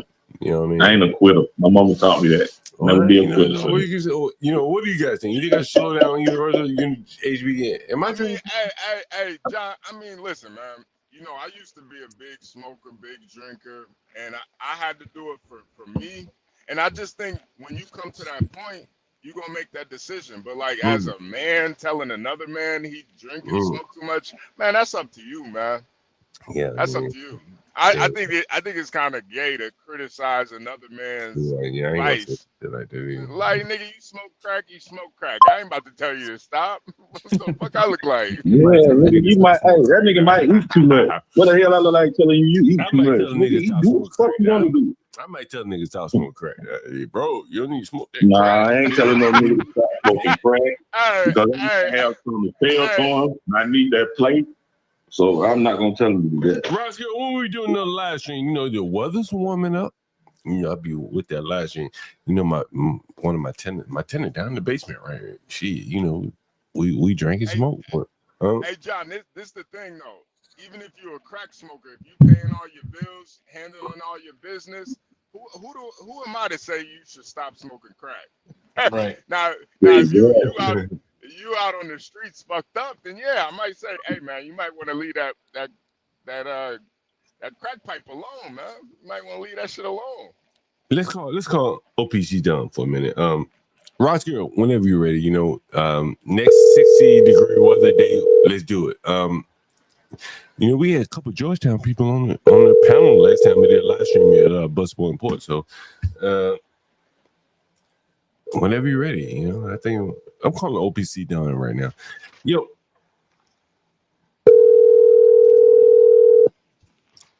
Anyway, OPC Dunn, man, he keeps reaching out to me. I don't know what you guys think. I don't know what you guys think about OPC Dunn, but he think there are more ways that we could monetize the channel or, make the channel more profitable. HB, what do you think about that? Universal, we got the panels. What do you think?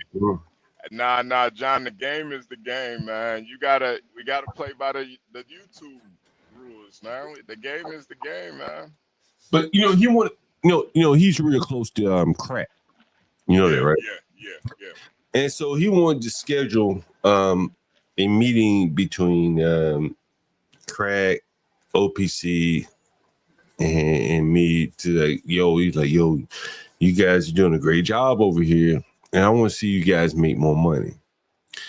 And from a personal standpoint, I'm gonna tell you guys, this is my opinion. Tell me what you think. You can disagree. If someone shows interest in you and say, I see some potential in what you got going, I think it's worth a while to listen. Oh yeah, absolutely. What do you think, Universal? Yeah, I definitely agree with that. Or if Mm. somebody sees something you don't see, or they see something differently, you should take it under consideration. Mm. Okay, so we should listen and see what he has to say. I think we do have something good going on here. What do you think, HB Universe? Tyrone. Yeah. Nah. I think the way the show is, man, like I just, I didn't really have a foresight, but I just, I don't really want to discuss the channel too much on the panel, but I just know that as long as we can get back monetized, the channel's really gonna take off because we do have something nobody else has. Right. We bring the dope. Yeah, we got we got pink cocaine over here, man. We got some new shit. we got nobody got this shit, man. I think you're definitely right. What do you guys think about the damn Roscoe got hit by a fucking car, bro? Damn. Well, damn, Ross, girl. You need to take it easy, baby. Roscoe, how's the car? The car, Roscoe, how's the car? Hey, Roscoe, a brick house, man. HB, I wanted to comment on another thing. I don't know what you guys think. Let me see. Give me 1 second. Oh, wait a minute. One of the things, I wanted to say is, and I hope Stanley's watching. I know he's not because he's live. I promise you, I didn't mean any like I wasn't trying to be derisive, cast any aspersions to Stanley. He's instilled in, he has thoughts about things. And I think I'm a father, Tyrone, all these guys. And I think that, like it is a point of pride. Now, you may take exception to why he's happy about this, but it is a point of pride. Hold on for 1 second here. Hold on. Hello? Hello? Hello? No, end it. All right. Sorry. Go ahead. Tyrone, you still here? Yeah, what's up, Joe? Okay, hold on. Let me see if I call this motherfucker back. Hold on 1 minute. All right. Your call cannot be completed. Whatever the fuck. All right. My bad. John, it really is something to be commended. Cause man, I had to go through about 100 girls before I realized what a good woman is. And I think for Stanley's son to be so young to know it, already know, he didn't have to go through the gauntlet. That's, man, I think for a lot of men just in general, like if they can conquer their carnality, that's where the real success comes from. Like even when you look at somebody like Trump, all this shit that really brought him down had to do with pussy almost. Most of the shit had to do a lot of I'm not gonna say most of it, but a lot of the shit that could have crumbled his empire had to do with pussy. So I feel like that's really the downfall of most men is pussy, man. And what type of women, like I don't care what nobody say, Trump should not be fucking porn stars. That's not a good look. Yeah, But I agree with you. Yeah. that could have took down his whole empire, man. But knowing what a good woman is and like appreciating, what she can bring to the table, and that takes wisdom. Yeah, no, I agree with you. I 100%. I agree with you on that. Yeah, Herman, especially a super average porn star at that too. Yes, Stormy Daniels was there hot. Let me share this with you guys.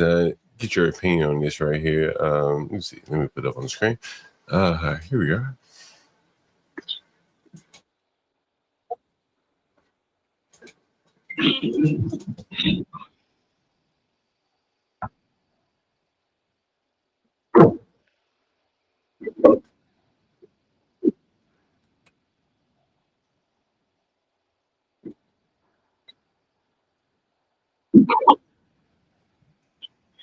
Hey, John. You gotta play it, My John. bad. It's not playing. Hold Yeah, on, my bad. My bad. Got it. University, I know you're gonna have some opinions on this. Let's go. Fellas, if you dating a girl and you finally decide to go around her family and ain't nothing but women, that's your sign to run. Okay? Her mama don't got no man. Her grandma don't got no man. Her great grandma don't got no man. The aunties don't got no man. The friends don't got no man. Nobody, the god sister don't got no man. The best friends don't got no man. Ain't nothing but women. Run. Don't stick around and get her pregnant because them women got mouths on them. Don't no men want to be bothered with them. Nobody got no man. Why would you stay? Angry man right there. What do you think about that, guys? Shit, that's the damn truth. she's spot on. She's spot on, man. She's spot on. And if you want to be real, she's talking specifically about black women. Like, Yeah. That's why Correct. you gotta check the pedigree. Like if she got a whole family full of women, that's a bad pedigree right there, man. And see, again, HB, I think that, for the people that listen to those, there are some distinctions. Universal, HB, Tyrone, niggas ain't got these problems. That's what it is. No. Right? Mm-hmm. It's the men that, maybe down a notch who have these problems. Would you say that's fair? Typically, yeah. Yeah. Typically. Man, I listen to Universal, man. Like, the way that he approaches this shit is like, what do they call it? A standard deviation. Yeah. Yeah, so there's a little math into I'm sorry. You ever had this nigga University like he like high level predator stalking. Yeah. Very I'm calculated. Yeah. He's like really analytical. Universal. Right. He plays the numbers. He plays the numbers game. I told y'all I played a long game. I've been saying that the whole time. For a man down a lower level than him, like he's not able to play the same game the way Universal is able to play it, right? Mm-hmm. And so Universal is like skimming the cream off the top, the best women, and then for everyone else is left the scraps, right? So if you are of a man of you moving up the ladder, like you're not going to take Universal scraps. You're going to create your own scraps, right? And that's going to be among the other groups of people that, bring a little bit more to the table. Let me ask you guys, you ever dated a black woman, honestly, whose family was more of a problem than herself? Oh yeah. Yes. Mm. Yeah. I remember telling the story about how I had to beat up my girlfriend's dad. I had to beat that nigga ass. Cause he, man, he was like, bro, he was just such a, daddy's girl, like, and she was crazy about me, but I knew she was crazy, and I had to, I knew her parents were crazy. She could do no wrong, like the girl was crazy. Let me get your thoughts on this video right here. The cost that is involved. There's 1,000 of you. I said, close them doors. Ushers, close the doors. Close the doors. Close the doors. We all gonna leave together. Y'all ain't going no place but to the restaurant.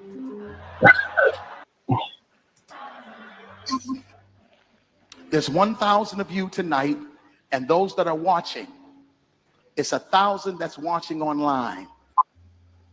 This is a small seed. If I get 1,000 online to give this, if I get 1,000 in the sanctuary to give this, that's $40,000 tonight. I'm challenging each of you all down here to give a $20 seed. I just think $20 is a lot of money. $20, believe it or not, when my late wife, Melinda P. Sapp, was alive, was a good date. I could take her to the movies, buy a box of popcorn, get 1 soda, 2 straws. I wasn't cheap. That's swag. I was looking in her eyes. She's looking in mine. Can't do that no more. Now, everyone up here, we've all sold in seed. That nigga hairline way back machine. But I need everyone standing up here with us, with me, to plant a seed of $100. Because again, it costs to sit up here. I got you. Let's see. So put your 20 away, preachers. That 20 wasn't for you. And this is what I need you to do. If you're giving electronically or even if you're giving tangibly, I'm going to have y'all come to the altar and give it because I need to see 1,000 people moving. Bring them baskets. I want the baskets up here. I want to see the folk. Y'all start moving. Y'all can bring it right now. Come. Even if you're giving tangibly, just put your hand on take your phone and stick it on the bucket. That nigga sweating hard as fuck. Look at all this sweat, nigga. Damn. That's what I was saying. Is he sweating? Oh man. Embrace it. Jesus. That's the devil. That's the devil heating them up, man. That's the devil heating them up right now. Wow. Oh, prosperity preacher, man. That's the devil right there. Giving is worship. Giving is worship. Giving, nigga, giving. Giving is worship. Giving is worship. This ain't the time to talk. 1,000 people need to give $20. 1,000 people need to give $20. 1,000 people online need to give $20. This is easy, saints. This is an easy miracle. We should be able to raise $40,000 tonight just from y'all giving. That's it. What do you got to think about it? What do you got to think about it? He got that dope, man. He got that dope. Man, I hate them niggas. I hate preachers with a fucking passion. But it's people being stupid at the same time because they took it upon themselves to read. Then they wouldn't know that the tithe that they're giving, they're in total contradiction of what the Bible says. Tithes are fruits and vegetables and stuff for the poor, not money. So if they want to continue to be stupid and get a preacher their money, that's on them. But I hate those motherfuckers. Period.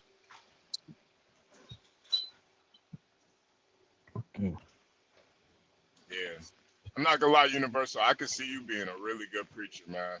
You know, I wasn't gonna say one of the reasons why I don't join the church because I usually find myself in leadership positions. Yep. And I could easily do that right there. Yeah. Oh man. Bro, I would definitely do that shit. Like you can make a lot of money doing this shit. Yeah, and there's nothing can be done about it because people are doing it with their own free will. He ain't robbing nobody. He ain't got to get nobody. They doing it all on their own free will. Yeah, you know, there's no difference between what he's doing and what Dr. Umar Johnson does. They're the same. No, there's no difference. Different clergy. Yeah, different clergy. That's it. Right. He panders to the so-called quote-unquote black power shit, and he's pandering to Jesus or whatever other bullshit they want to throw in there. Right. Barney said he put 10 in. Oh yeah. Barney caught that Holy Ghost. Yeah.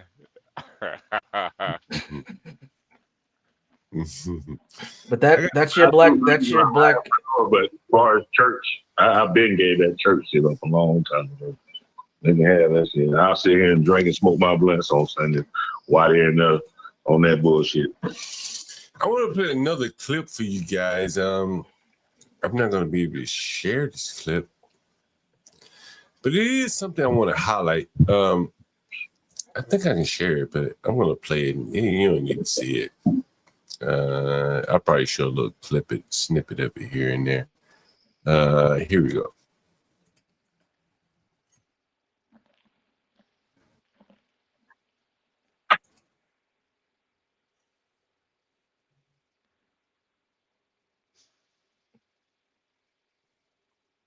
Like that? Is it up? You wasn't even trying to give me the money they gave me, but they had to come. first thing you bought with that money? That money is still in my account. That money is still that's an account I don't touch. Damn.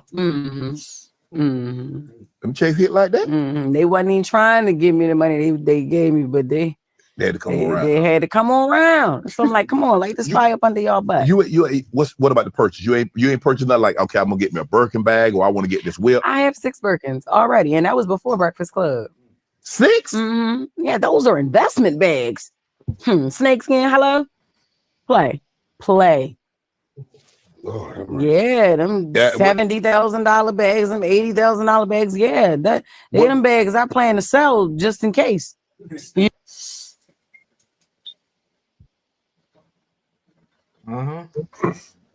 She's not lying. Yeah, she's not lying. She's not lying. What's up, Tyrone? I want to ask Universal a question. Yes, sir. Why do you think black people who have money, like they just got through she's talking about fucking purchasing a Birkin bag. Why don't they ever talk about like purchasing land or real estate or something that's real tangible? Fuck a bag. I mean, they always propagate the bullshit. I'm really just trying to figure this shit out. Let me ask you a question. John, a question on the question. Go ahead, John. I got you, Tyrone. I'll answer it, but go ahead, John. If Jesse Larry showed up with someone like, and I'm speaking abstractly here. Yeah, I ain't going to complete the sentence, but you know where I'm going. Yeah. She said, I got an investment in Birkin bags. I got some of these motherfuckers. I believe in investing in bags. Who do you think someone like Stanley? Someone like Stanley would say. He would call the same. Call her a fucking idiot. Fuck a Birkin bag. Yeah. Motherfucker Birkin bag. Yeah. What do you think he would say? What do you think he would say? Motherfucker. That's not black excellence. You invested in a Chinese bag when they sell these bitches in Shemu or whatever, Timu or Stein for like nothing. And here's a black sister investing her hard-earned money in bags. You know, they ain't off aware. What's the most important thing that you've learned about money? Man, it comes and it goes, and don't kill yourself trying to get it. Right. Please don't, because listen, I just had a crazy health scare, right? So I was eating lunch at a restaurant. I go home. Oh, you know, snakes. So can I answer Tyrone's question? And I don't fully agree with what Barney's saying here either. There's a worship of brands. Sure, it doesn't have to be white, but there's a need within the black psyche to be flashy, to have things that other blacks cannot have. It ain't really about white folks. It's about blacks can't have it.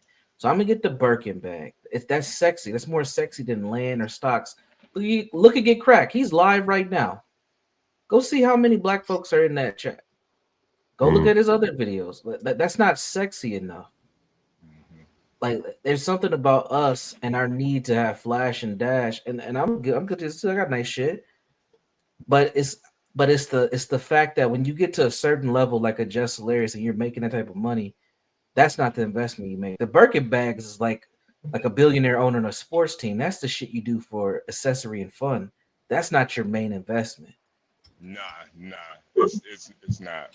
She don't really have Birkin bag fuck you type money like that. But she has the money to get it, but that's not the play that she should be doing. She should be in real estate or something that's a little bit more tangible and long lasting than Birkin bags. But Birkin bags are sexy.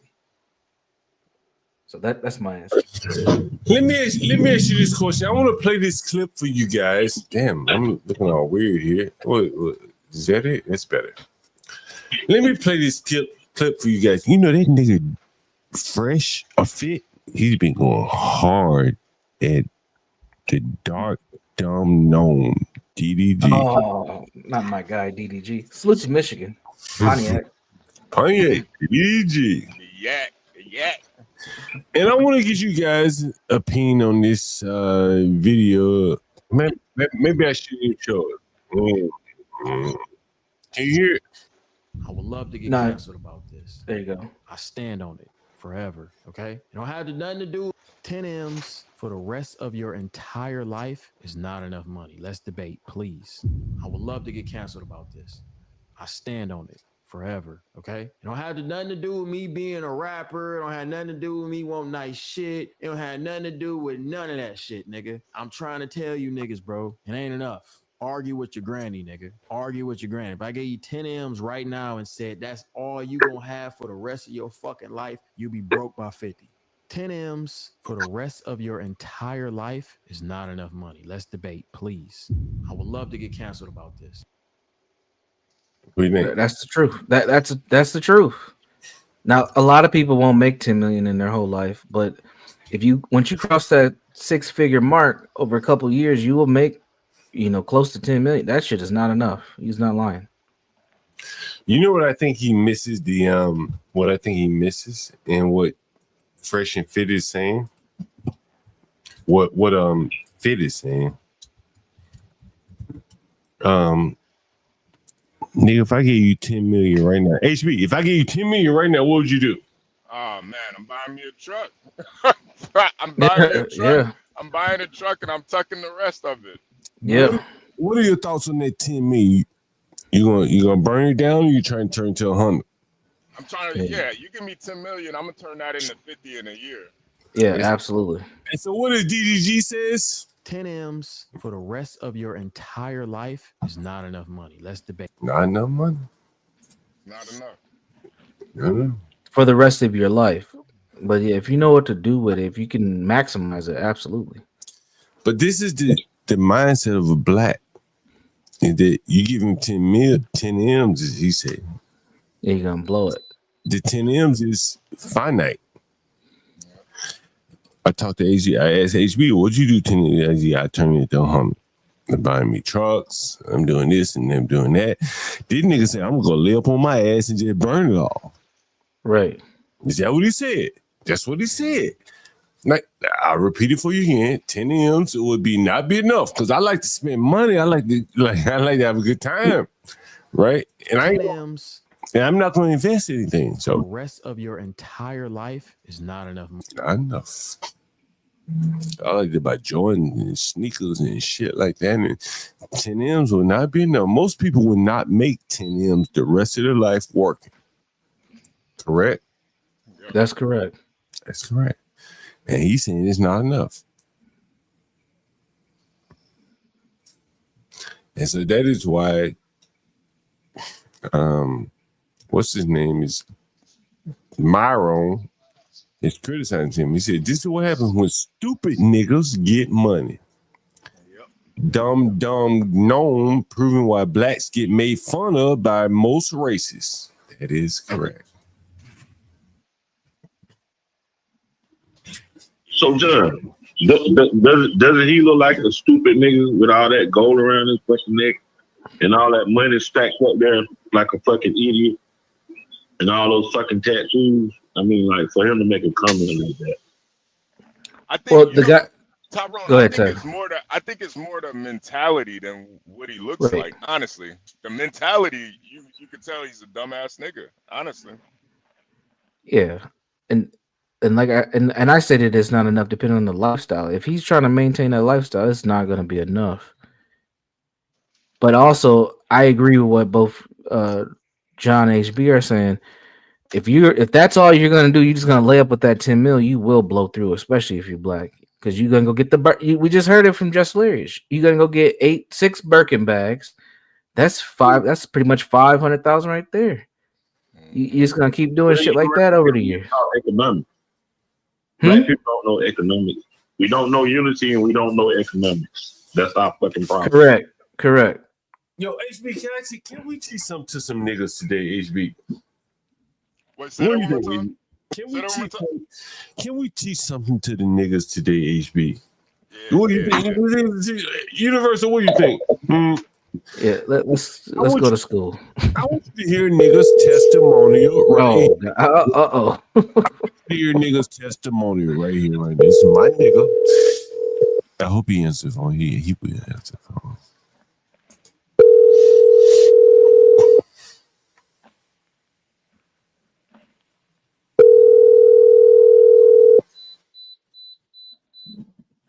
Hi, you've reached the voicemail.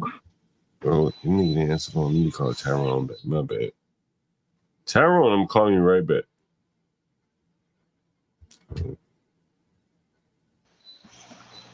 But what I wanted to highlight is that you know what I'm saying, like, you know, people like Master Kim to come up on the panel, they give a lot of knowledge, I think.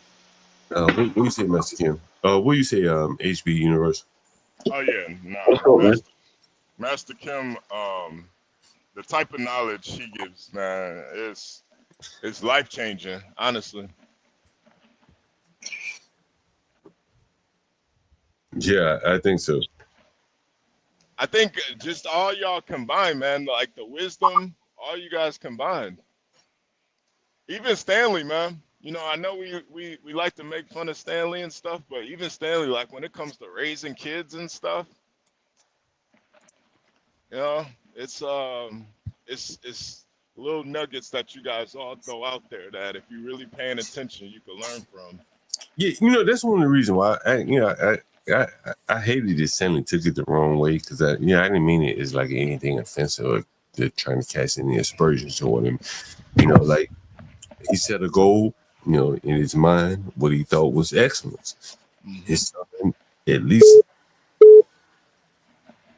It's the weed lady. Hold on. Hello? Yeah, did you want to pick it up in ADR? Nah. Can you deliver it for me? Yeah, I can, but you gotta give us a minute. You keep texting me ETA, man. Yeah. What My was driver this? got on a delivery and they gonna hit you next. You know you live on my live stream right now. You want a picture? I've already pictured your brand many times. Yeah. I appreciate it. Tell us again but what it is. Tell us again what it is, huh? Flower Girls. We are a delivery service in the Girls, right? DC area. DC Flower Girls. Hey, let me ask you this question, if you don't mind me asking. Because people in my audience probably have questions. It's Flower Girls. Where are the men? Why aren't there any DC Flower men? Oh no, I mean we have flower boys. We have delivery drivers that are men. I understand what you're saying, but why haven't any men? Why haven't any men taken advantage of this opportunity to come up with DC Flower men? Well, it might be a masculine thing. You know, a lot of men don't want to. You know, relate themselves to something that might be feminine. You know, when you think of flowers, you think of feminine things. So I'm not really sure. I've heard that there's a Flower Boys New York. I don't know how well they are. But yeah, I mean that's what I think. But there is men delivery services. Their names are just, you know, different. You know, how long you been delivering to me? Going on 10 plus years for sure. And I've also introduced you to some of my customers. You introduce some of my friends, my customers as well, right? Absolutely. You serve all of my Airbnb customers that want the weed, right? But again, like, you're women and you're very successful at this. And this is typically a man's domain. Why are the women so successful at like, you guys run a good service? I'm pitching your business here, but you know, why are you ladies so successful in it, and the men seemingly who were out on the street corner selling weed not so successful at it? For one, we knew our demographic, just like Tyler Perry knew his demographic starting off. We knew that women smoke and there wasn't a lot of things catered to women in cannabis. So we just catered to them. Of course, we have male clients like yourself, but it was just a lane that people wasn't entertaining. So, you know, we wanted to serve our demographic, the women, that smoke, that like to smoke. Are most of your customers women? It's a mix. It's really a mix. We have a lot of men and women, but women, they like to get their edibles. They like to get their cannabis. They don't necessarily want to go into a dispensary. They don't necessarily want to meet the man on the corner. A lot of women have their weed men. They always like to hit on them, or yeah, girl, I'll give you this. What you gonna give me and stuff like that. So it was basically giving women a safe place to order a safe place to order their cannabis needs and not feel like they're going to get taken advantage of or, harassed. Hey, hold on. We got guys on the panel here. What do you guys think about this so far? You got any questions for her? I don't have a question, but I think that they created an industry where they're seeing a gap and it's working. So salute. Well, let me ask you this question, Universal. Why do you think the men didn't take advantage of this? All the laws and all the bullshit, like, hey, all the black men are being arrested of marijuana. And here we had the women taking advantage of the situation and doing it very, very well. How long I've been ordering from you again? 10 plus years. Okay, explain that, Universal. Why haven't the men been able to take advantage of this? We passed the laws for them. Taking the easy route. It sounds like these women decided to take to play the long game instead of just going, all right, I'm just going to stand here and sell this weed on the corner. They said, how do we maximize profit, serve a demographic that wants it, and see where this goes? Do you feel like, why do you think the men haven't called in? Why have the men haven't taken advantage of this opportunity? Might not have a network.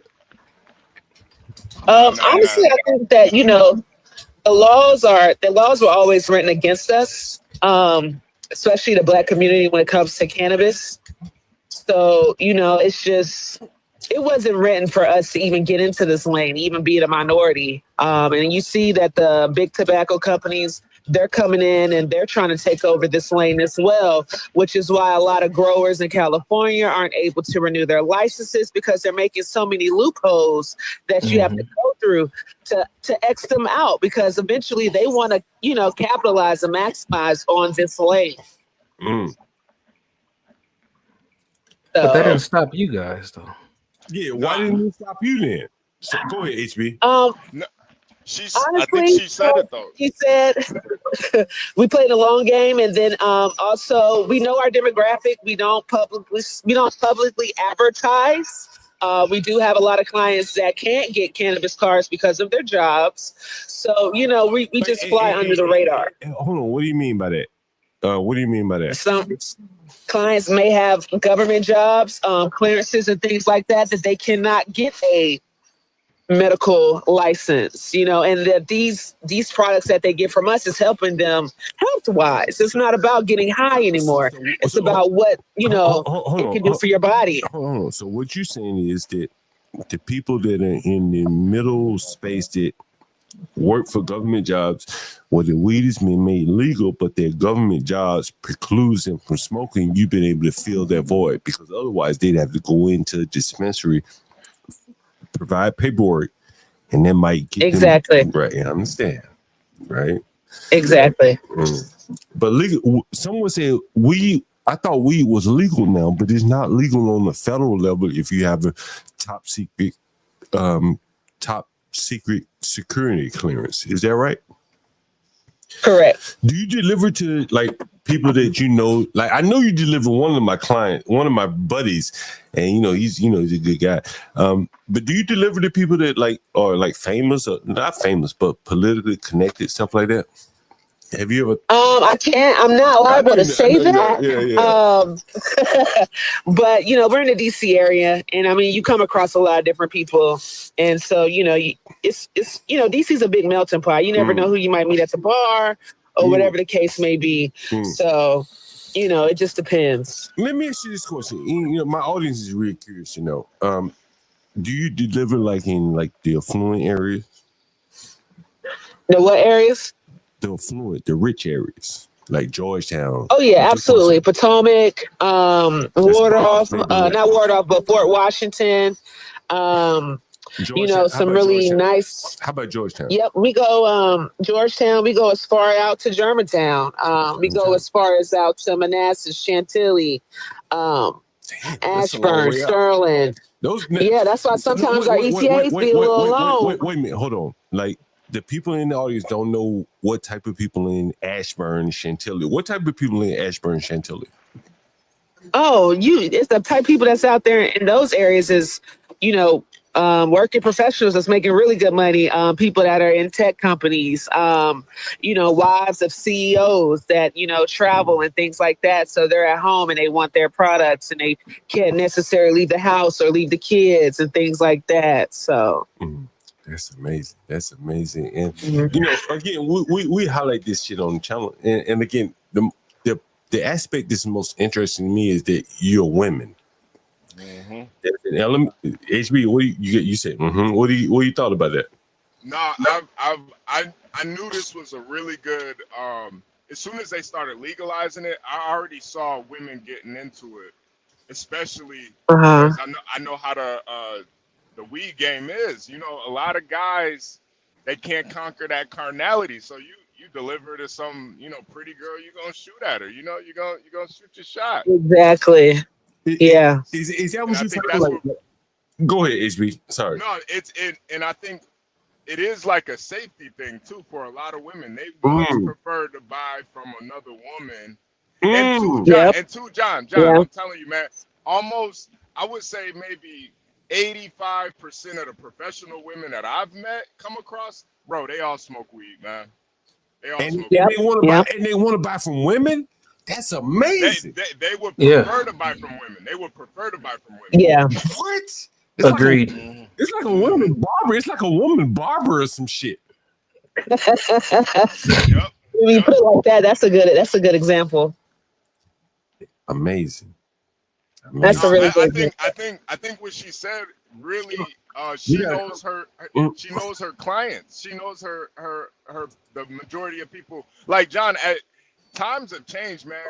More girls are smoking weed, more girls are playing video games. You gotta know like who you're marketing to.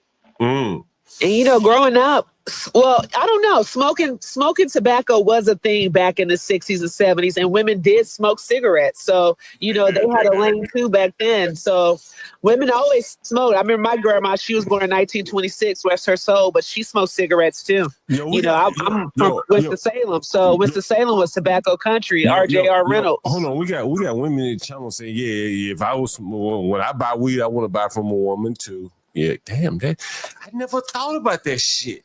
Yeah, knowing your demographic. But you know what, guys? You're a man.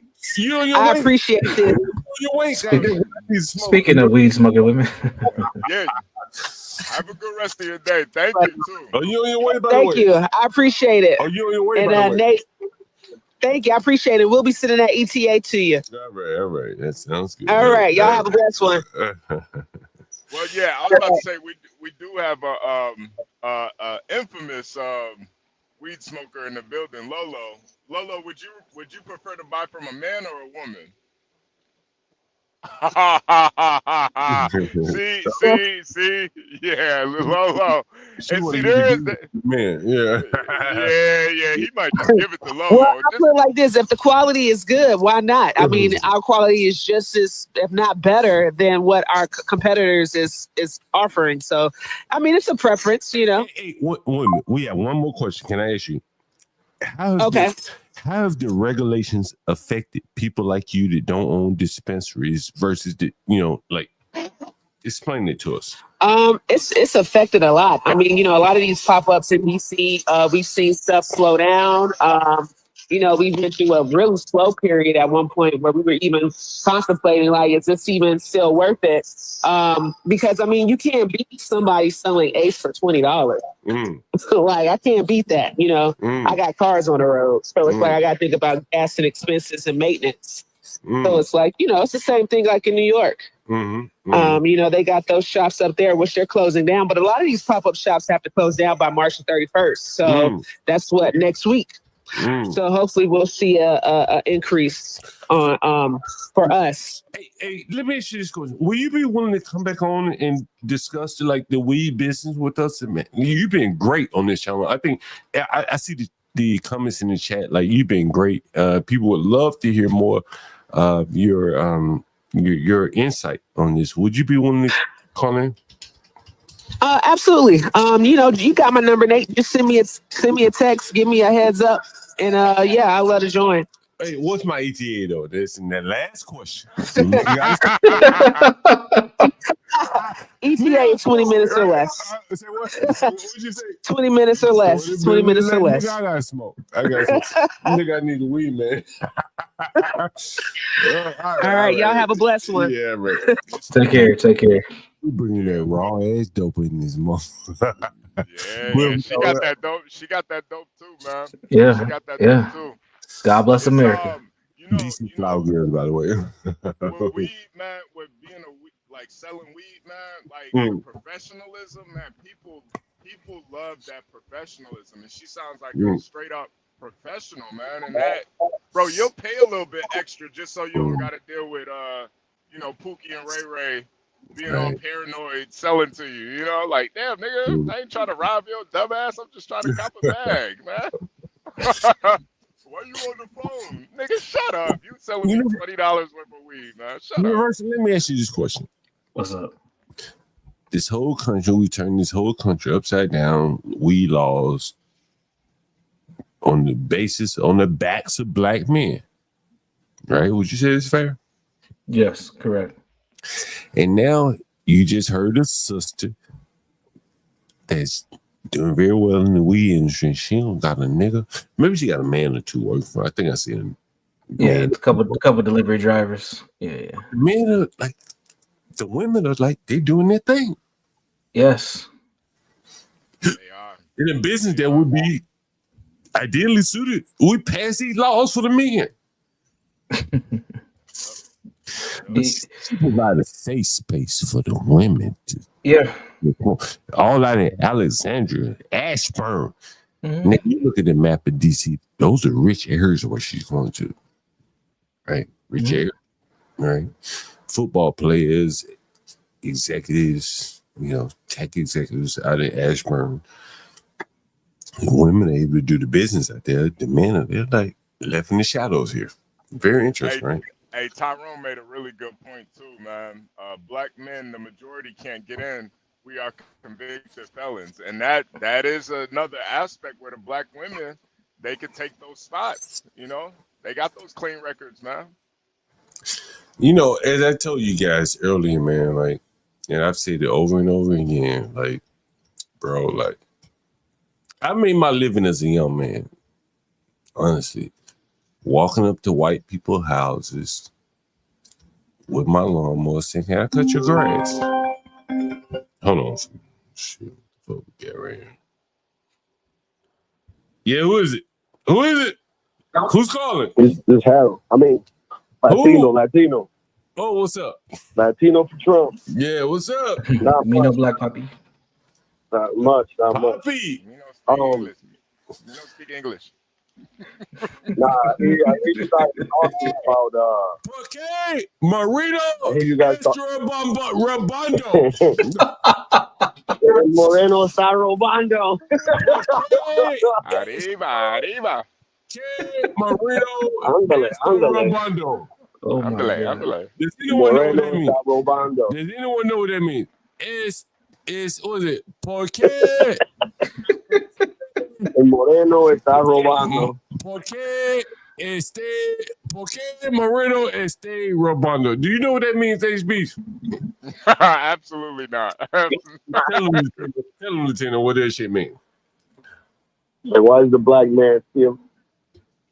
Why the black man still? Oh yeah. you know where that shit came from. You know where that shit came from. God is crazy. You know where that shit came from, HB. It was a nigga. It was a nigga down there in Texas, down your way, right? And the nigga spoke Spaniel. He spoke Spaniel. And he heard Cubano. He heard he's Cubano. He was Cubano, HB. And he was like, look, I understand what you saying about these niggas. Porque negro esto rubando. That's what he said about the nigga. Yeah. I remember that story. And so the black man, the Spanish-speaking black man wanted to take off for the niggas, but he don't steal.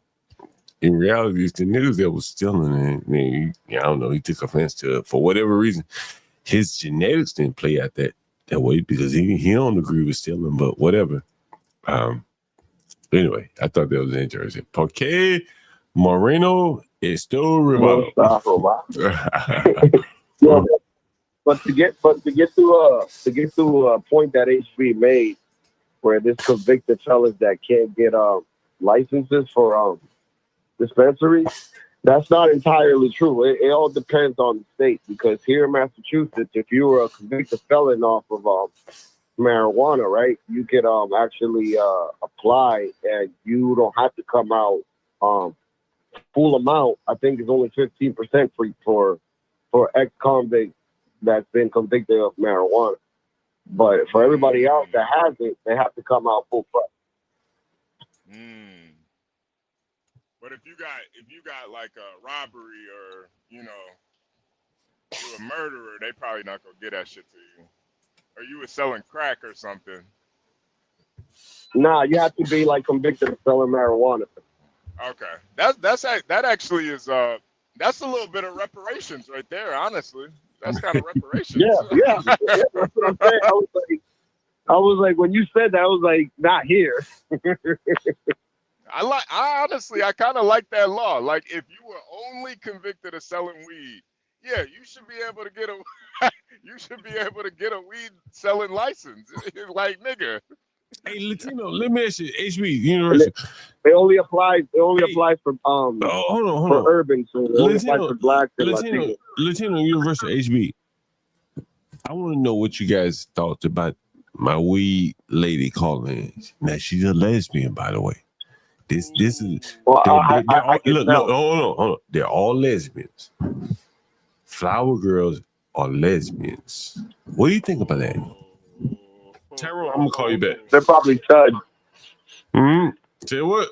They what? They're probably studs. Well, whatever. But what do you think about that, Tyrone?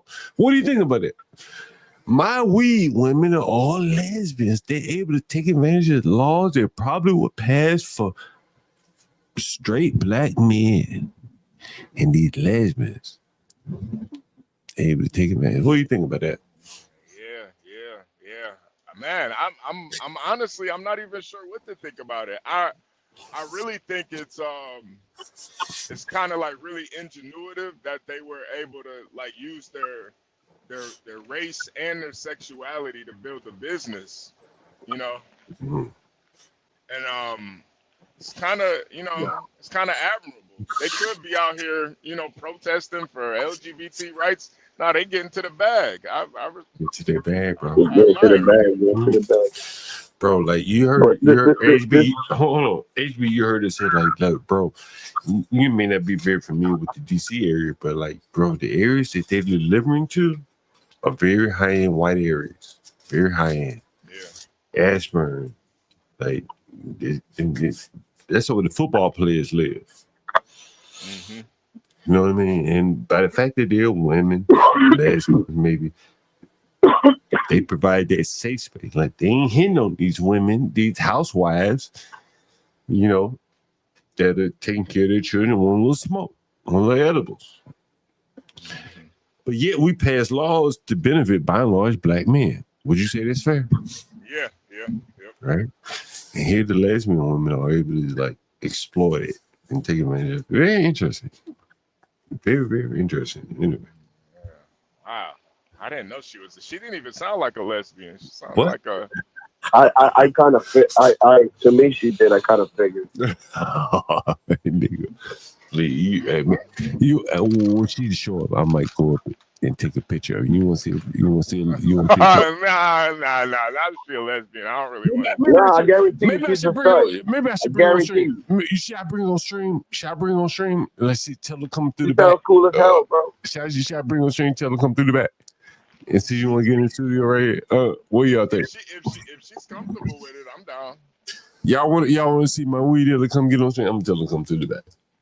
We met the other one, the white lady. Oh yeah, Jenny. Yeah.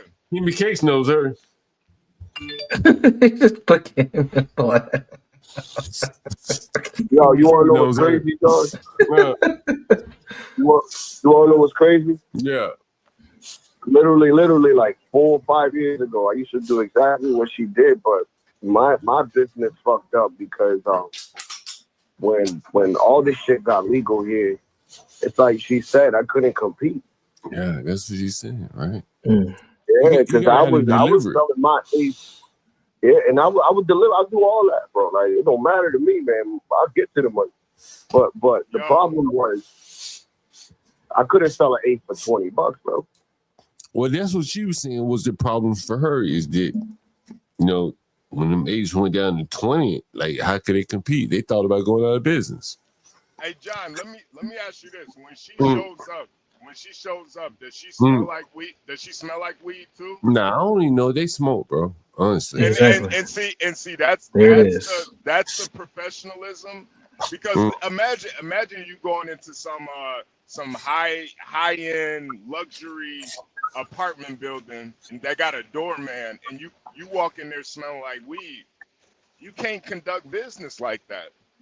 Right. People pay more for the professionalism. It ain't the weed. And I think that's what she offers. you know, they give you hold on, they give you like updates, like 5 minutes, 2 minutes, like Uber. You know what I mean? Mm-hmm. Like that's the thing. I was always cordial. I never dude. I had hot chicks I served. I never try to holler at them. I always if they were short, I just gave it to them. Like I like, you know, they were loyal and shit. But like I said, man. But when that shit, I'm telling you, though, Latino, you would be smoking on your way to go sell some weed, though. No, because this is the thing, dude. It's like you said, I would be going to high end places. I had 2 places where I would go, so I would never. And most of the places I would go to was college and dorms and shit. So I don't want to be reeking like bud, bro. Yeah, never that. Like, you know. But like on my time off when I'm done, oh hell yeah, of course. And another thing, I don't like to smoke and drive, dude. Like I get panicked. Like I don't want to lose my license, like because they'll fuck you for an OUI. But Yeah, the nigga be brave going live on Stanley, like, yo, Stanley's plays Lady Boulez, well pity over the reasons for anti-black bonding. I don't know what the fuck he's talking about. Let's see what Brave talking about. Let's see. Is Brave live? I think he was. I know he was earlier. What I was trying to say, well, you gonna keep on trying to throw out the way I ain't shit or some shit like that. If you ignore statistics and go on with I'm saying, not ignoring the statistics. I'm not saying it's well, not you a problem. sure the hell did when you brought up You white listen what I meant by saying it doesn't matter, bro. When I'm saying it doesn't matter.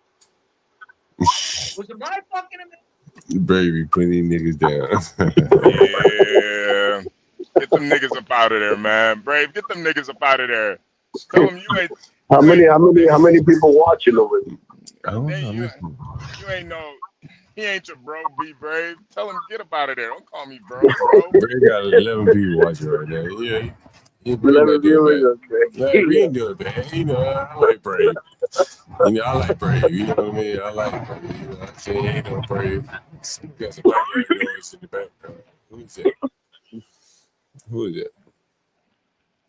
Who is that? Oh, it's Universal. This is Latino. Yeah, anyway, what's up? Let's say here. HB, you been following this Adam 22 shit? Yeah, I heard the feds came and talked to him. I'm not sure what they talked to him about. I mean, I'm pretty sure he's gonna tell on everybody everything he knows, but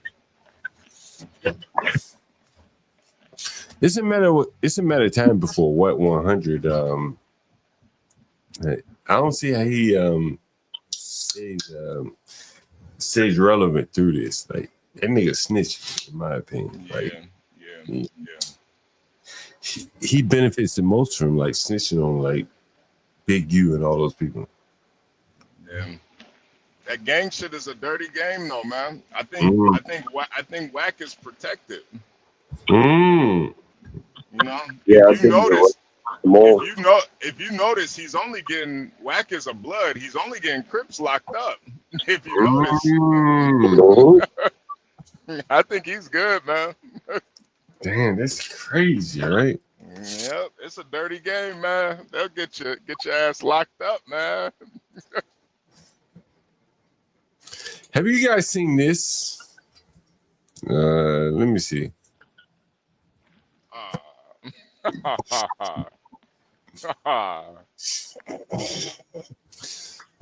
You guys seen this? Nah, what is that? No, what the hell is this? Is that Donkey Kong?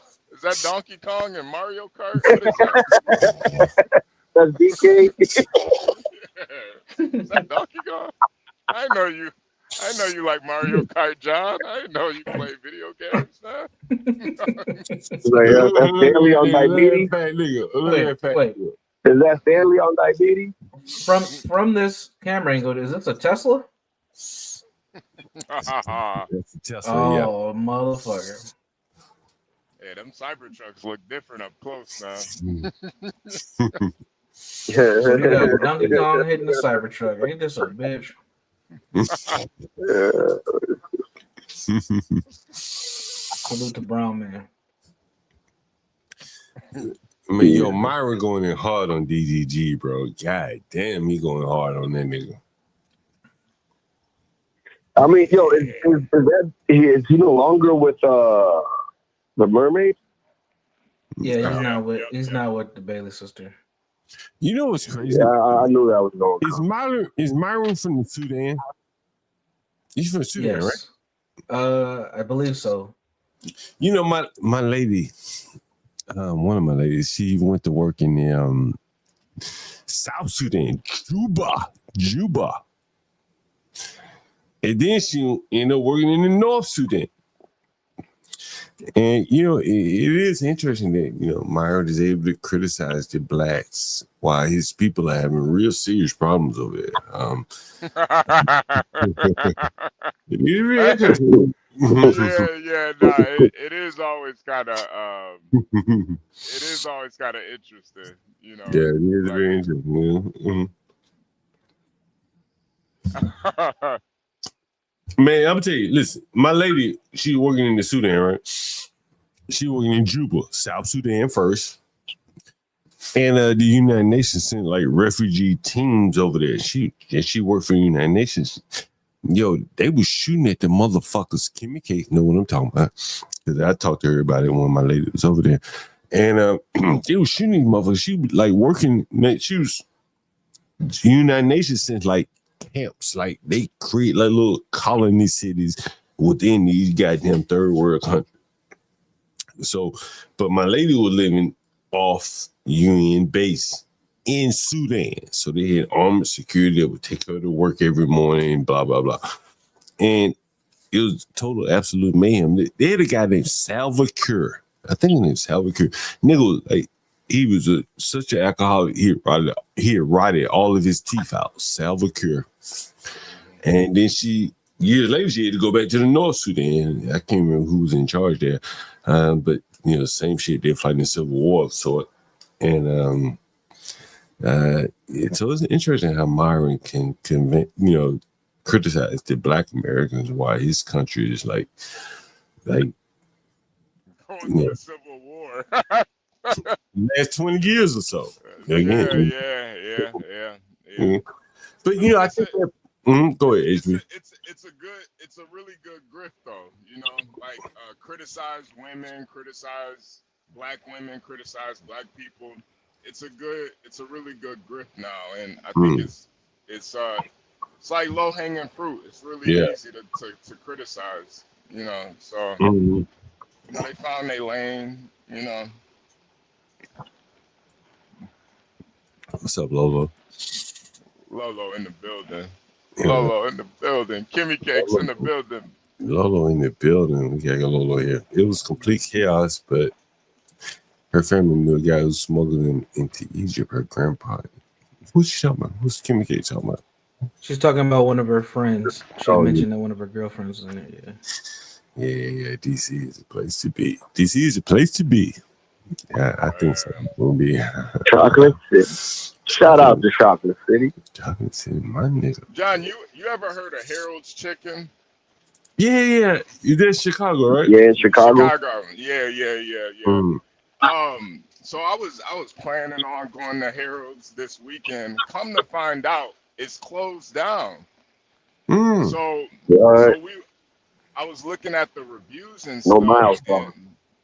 and they were basic, man. They were going in on the reviews, man. Mm. Like you know, the chicken wasn't cooked properly, the fries weren't Mm. cooked properly. Oh Lord. I know Mm. Black's you know, he knows about Harold's. But you know the funny thing about it, when I first heard about Harold's Chicken down here in Texas, Mm.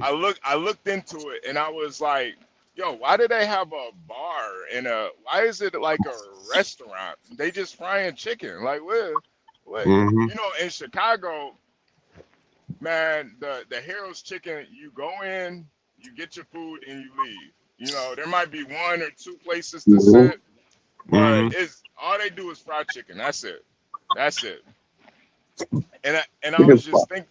I was just thinking like, man, when it comes to frying chicken, you don't need to make like a luxury environment to fry chicken. You don't need to have, you know, a bar and a sports themed environment, nightclub to fry some chicken. All you gotta do is fry some chicken. Like that's it. Mm-hmm. You don't gotta have like Chicken and fries, man. Chicken and sides, man. Chicken and sides, man. yeah. And when I was reading the comments, they were complaining about the service. I'm like, what service at Harold's? You don't get no service at Like, Harold's. dude, you get your chicken and get out. Yeah, you just get your chicken and leave. Like what the hell Hey, bro, service? hey, yo, it's like you know how when you like when you order something for pickup and you pick it up and then like you got a sign and then it says you want a tip. It's like, dude, I'm picking up my own food. Why should I have to tip you? Nah. But it, you know, it just made me think that, you know, kind of what that lady was saying, you gotta really know your clientele. Like if you selling fried chicken and French fries, you don't really need to have like a luxury experience, you know? Like that's kind of counterproductive, man. Yo, I tell This you, ain't David Buster. I watched it. Let me see if I can find this show. It was David Chang fried chicken. Fried chicken. And so David Chang had a TV show. You know who David Chang is? I know Kim Cates does. David Chang. David Chang had a fried chicken show called Ugly Delicious, I guess it was called. Mm-hmm. Yeah. Yep. Yeah. Yeah, they make a Yeah, I university. remember that show. I like women. Women like food. Man. It's You a correlation. sound familiar, man. I told you guys this story. Is that basically he went all around the world frying chicken, or like you know, looking into cultures that fried chicken, and so he went to this he had a black lady on the panel, so he went all over the world. Then we got back to Black America, and he was like, "Yo, what's the good fried chicken place in America?" And she was like, "You know what? Black Americans have been so embarrassed by fried chicken that, you know, it's like embarrassing for us, you know." And at the point that I think she didn't know that other cultures all around the world fried chicken. Yeah. Mm-hmm. Korean fried chicken is a very popular staple. And you know why? Mm.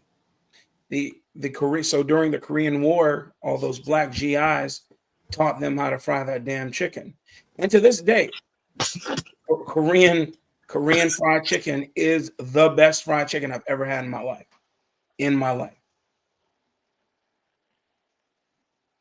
Mm-hmm. I don't know if it's the best, but this is good fried chicken. You know, No, I just mean they got this one. Okay. I'll give a caveat. And They, I think that's like the propaganda that's been fed to black people to where they feel ashamed of something that they could really monetize. They could monetize off of that. That's why I love like going to Harold's. Yeah, go ahead. HB, that's what the show was all about. Go ahead. Yeah. It was. Like when I saw the Heralds down here in Texas, I'm just looking at it like, yo, why are they doing all this? Like because HB, they tried to follow the business model that was in Atlanta. Atlanta has a Herald's, and they turned it into a sports bar. Yo, how many of you guys remember when I told you the story about my dad who went to Tennessee State, and he told a story about the hot chicken restaurant in Nashville? Yeah. Remember that story? Mm-hmm. Do you remember that story, HP? No, I don't think so. Oh, okay. So I may pull it up, but basically, I was talking to my dad a couple months ago now, probably 6 months ago. And anyway, he went to Tennessee State in Nashville, and so he was telling me a story about how the hot chicken concept, which we've all heard of, black man that started. It may be a Princess Hot Chicken or whatever. His restaurant was segregated. The whites had to go to the back of the restaurant. HB. This was during my dad's generation. Yeah. That man had such fire fried chicken that he could subordinate the blacks, the whites, and tell them to go to the back of the restaurant. You want this dope? Wow. You want this dope, nigga? You go to the back of the motherfucker. But that was common. You know what I mean? It wasn't. Anyway, go ahead. Now I'm just saying, like. No, I'm agreeing with you. I'm saying. And you fast forward 30 years from now, and black girl embarrassed on the David Chang shows you see on the screen of fried chicken. Because you gotta embrace what you're good at, bro. Because they've been browbeaten by they've been browbeaten by other black people to be embarrassed about it, not white people. It's been or any other group. It's been other Negroes. Oh, I don't want to do that because there's a stereotype. What are you talking about? If you do it well, why not make money off of it? And so, HB, like, I think everyone up here more or less has a proclivity to black women. Blacks is married to one. HB is dating one. Universal is dating one. I love my sisters. I ain't never fucked with no white woman. I don't know what it's like. I don't have no problem with no nigga to do. And so, like, I don't necessarily, honestly, I don't see it. I think there's black excellence. Like, my lovely lady Lisa, oh my Lord, I should call her right now. I'd be on to bring up on the channel. I love that woman. My African woman, I love these women. And so I don't see it. I don't see it as excellence. I'm not putting down the Asian, but I love my black sisters. I ain't gonna lie to you. Well, let me tell it, John. I'm being honest with you, nigga. And so if my son brought home a lovely lady Lisa, I ain't got no problem with that. That nigga cheat. You don't like black people, John. That nigga brought me a woman like I like. I love these sisters. No, HB. You understand? HB, there's another place. Do you remember so have you ever been out to Markham in Chicago? Oh yeah. You ever been a chicken coop? Let me ask you this for No. Well, they got another. Hold on, let me ask you a question. HB, if you brought home a Porsche, would you feel like if your son brought home a Porsche Universal Blacks, would you feel like there's some sort of excellence? Bro, John, I'm gonna tell you something that's I'm gonna tell you something. This a little personal, but I brought Porsche around the family. Man, you would have thought I was going into space. How proud they were of me, man. They push you, HB, they push you to the side. This man said you would have thought I was going into space. Like They thought I was. you didn't like, even exist. It's like HB, like, Portia was there by herself. like HB, like the whole culture dynamic. What you're saying is you didn't have to worry about that. No. You They culturally, were right? proud of me, man. I was like, yo, y'all gotta relax, man. Y'all gotta relax. But Right, man, they're like, all when you gonna my marry that girl? yeah, exactly. With all my cousins, all my uncles, the aunts, you know, they were just so impressed, and I'm just like, man, y'all embarrassing me right now, man. Right. And when I brought my wife to my mother, man, she was so happy, bro. Like, because it's her own people, bro. But what I'm saying to you, HB, is there is a place called Chicken Coop. Oh, go ahead. Hold on, Black. I think that you blacks, universal, you guys have been willing to dig through the muck and find that diamond in the rough. Would you say that's fair? Yeah, and it wasn't hard either. It wasn't difficult. I don't know. When people tell me I just can't find a wife, I'm like, nigga, you're not looking. I don't know. I mean, really. And listen, I don't even just mean a wife. That's just because I'm married. I'm saying they can't find a good black woman. I'm like, you're just not looking then, man, because you're going to all the dregs of society. You're going to all the dens of carnality. You don't have to be there to find these women. Why are you going there? All those women exist there. But if you want to find a woman that has high-heeled, beautiful, charming, can take care of business, then you go to places that cultivate that, not these dens of sin that they keep claiming they can't find a good. Right. Miami, California. I mean, when I say California, I mean certain places like, the drags in LA and etc. Places where these women want to just be pop stars and TikTok models and whatever. You know what I mean? There's plenty of women out here, man. Plenty. We live in a country of like how many million? Over 350 million people? Come on. All right, go ahead. What do you say? I think the other thing too, with a lot of black men forget is that you gotta be in that mindset where you're kind of looking for a wife, not a. I agree. Yes. And you're I absolutely think there you go. And I think once you change your mentality on that, those women become a lot more abundant. Prevalent. Yes. Yep. But before we go on, I just wanted to get back to that other conversation. There's a place here called What's Clucking. I know the owners. They make fried chicken with mild sauce and, of course, fried gizzards, all that. And it's in Plano, right by Willow Bend Mall. I go there. They make really good Chicago fried chicken with mild sauce, man. Wait. Send me the. I'll text it to you. I'm gonna text it. Yeah. But it is called What's Clucking. It used to be called Chicken Coop. When I saw it here, it was in Carrollton. I said, "That's the Chicken Coop from Markham." I used to go there from time to time because I lived in the hundreds. I didn't live too far away from there, and I was like, and I heard about the Herald's here, and I haven't been to the one here. They even have a JJ's Fish here. But beyond that, I'm just saying that, yes, if you want your fried chicken with mild sauce fix, I got you. Yeah, send me that immediately. I need. Okay, that. I'll send that. The best fried chicken I ever had was from Sage. I need my. We went 2 weeks ago. I always order the 24-piece fried hard Nigga, what do you make? I'm ready to smoke. Huh? Nigga, just dropped off, and nigga, I'm ready to smoke. I need some weed, man. I'm about to roll up with you, John. Man, we have a good time here, man. Where my weed at? I ain't mean to interrupt you, but no worries, man. It's your show. No.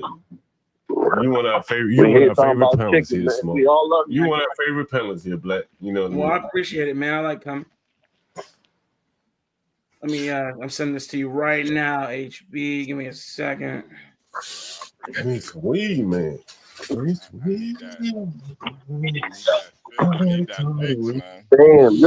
I just sent it to you, man. You should have it right now. George.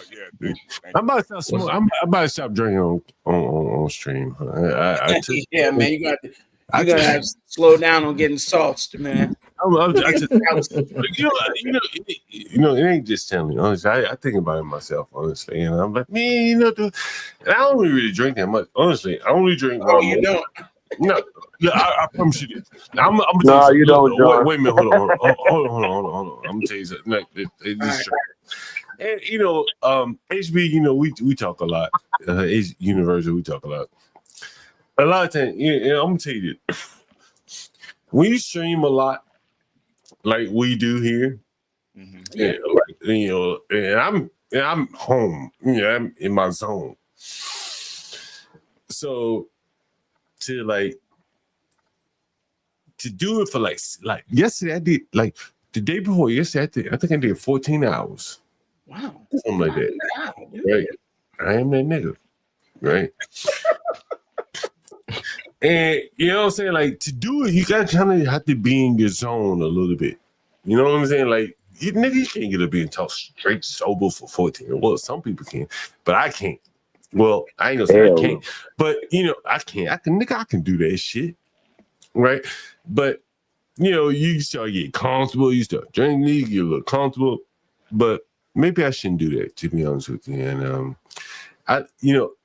you've heard me talk a lot about DJ Academics, and that nigga be getting drunk on stream, and I like him. He's a Jamaican nigga. Kimmy Case, I see Kimmy Case in the audience. That's why I mentioned. He a real smart nigga. Hey, HB, you ever watch Poetic Flacco? Poetic Flacco. Yeah. I've seen some of his videos.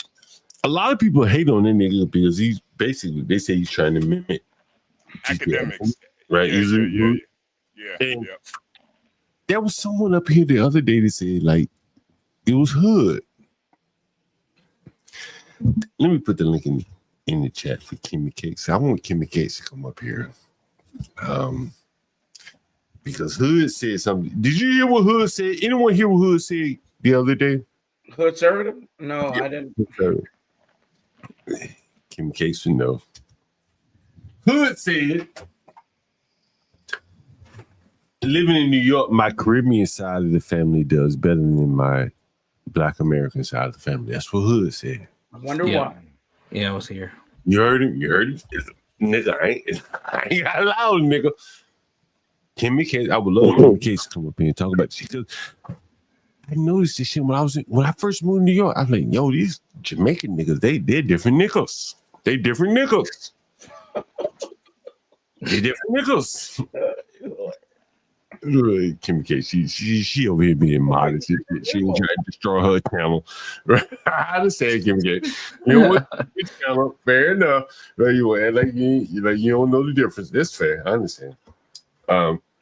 But Hood, pointed out something that I saw in my own life living in New York. It's Jamaican niggas, like them nigga hustlers. You know what I'm saying? And the Black Americans, not so much. They're more like about getting a job. The Jamaican niggas, they're slaying jerk chicken out on the corner. They're just different people, That's not a lie. That's not a lie. I can't even. Do we have Kim Cake come up here? I can't even tell you how much that's not a lie. But Kim Case is a real good friend.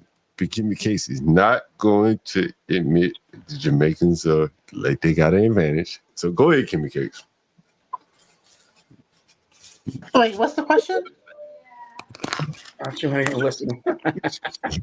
Kim Case, as a Black American, when I moved to New York, it was not very. It was obvious how different the Jamaicans were from the Black Americans. I'm just being honest. Right? When I used to go to Brew nightclub, and I saw how those Jamaicans collaborated to like have a bar and had the motherfuckers out like selling food down the street. I'm like, damn, these Jamaican niggas are different. I saw Norm, Down Drink Lounge, and all these other Jamaicans. Nostrand Avenue, goddamn, all that Flatbush, Rogers Avenue, all the Jamaican niggas would have hit the pack. Would you see this thing?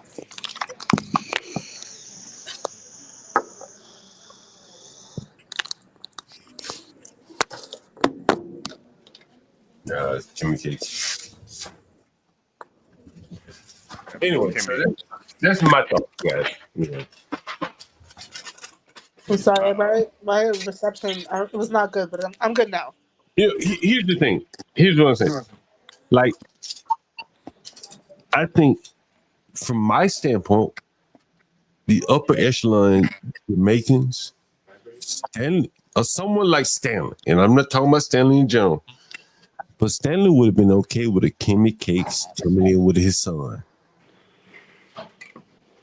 Would you agree with that? I don't know. I don't know if he would have been. Nigga, the way he lawed on you, goddamn Kimmy Cakes. Oh, okay. Yeah. Stop being oblivious. I'm gonna put you down, Kimmy Cakes. If you can't be honest now, I'm put you down. The way that nigga laws on you, if that nigga's son brought you in, that nigga like, oh, came up at the right time. Right? My son did his thing, right? But you're Caribbean. Yeah. You are Caribbean. Right? Yes. And I think that what Stanley will recognize, University, if you correct me if I'm wrong, HB, correct me if I'm wrong, but Stanley will recognize that cultural difference, that your ass ain't gonna be twerking. You ain't gonna backdoor no nigga.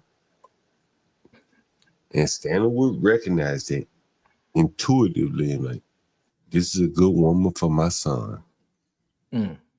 Would you say that, Universal? Would you say HB? Absolutely. Kimmy's not gonna slime anybody out. No. That's right. Oh, I don't. That's just, I know. I've been knowing her for too goddamn long. Like, there's a reason why Stanley says, I want a daughter like her. You understand? I know her for a long time. She get up here on the panel. You see how she dragged these niggas out the ATM vestibule smoking weed. That's why Stanley recognized it. But there are many, and Kimmy Cakes is Jamaican, right? Kimmy Cakes? You're Jamaican, correct, Kimmy Cakes? I think she stepped away. But anyway, I think it is that culture that Stanley, I don't mean focus on Stanley, but I think it's that culture that Black Americans want. Like the solidarity, that moral culture that the Jamaicans have, and I don't think the Black Americans have. So when Stanley sees his son as an example with, a person of high moral culture, it's easily acceptable. Would you say this fair? I would, yeah. What do you think, HB? HB just dropped off. I think he lost reception. But we got Blacks and Stanley's here too. What do you think? Stanley, Blacks? What do you think? And again, Stanley, like, bro, like, no one here, I think, no one here has ever disrespected you. Would you say this fair? No one here has ever called you out your name, like disrespect you. They laud you, bro. And I think that you took it the wrong way. The way maybe I was a little insensitive, but I think your son demonstrated, what a lot of people can see is that he's elevated himself above the Black culture. And that's a success story, honestly, in my opinion. What do you think, the University? Am I wrong by that? No, I think that is a part of the American success story, is elevating yourself beyond what we deem to be the culture. The culture is infested with so much negativity that any glimpse of something different can be seen as a level of success. Bro, if he had brought home a Cardi B, if he had brought home a Cardi B, bro, niggas would have been trolling Stanley in the audience. Mm-hmm. They can't troll it. They can't troll this nigga because he done brought home a good woman. They can't troll him for that. Mm-hmm. I'm saying, nigga, if my son and daughter brought home an NBA young boy, nigga be in the audience like trolling me like hell. They would. but you can't say shit to Stanley's son because that nigga stepped his game up. Or the game, he already had the game. He ain't have to step up. Right. You gotta tip your hat to that, my nigga. I got a nigga. Let me call this fucking nigga on the phone. I'm gonna call this nigga. I want you to hear Stan. I want you to hear a nigga. I want you to hear a nigga saying, I hope this nigga work for Facebook and all this kind of shit. Let me see. Welcome to the panel, Juan. Hopefully you're doing well. You don't know how well your son is done, bro. Honestly. Right? It's a new world out here, Stan.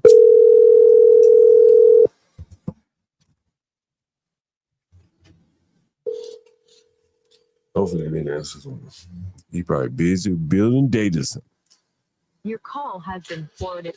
By the way, I'm gonna have this nigga come up on the channel. He's gonna do an AI playlist. A man who builds AI data centers. He's gonna come up and he's gonna do like get cracked type. He's not gonna have any open panels, live chats. It's gonna be like pre-records on building data centers.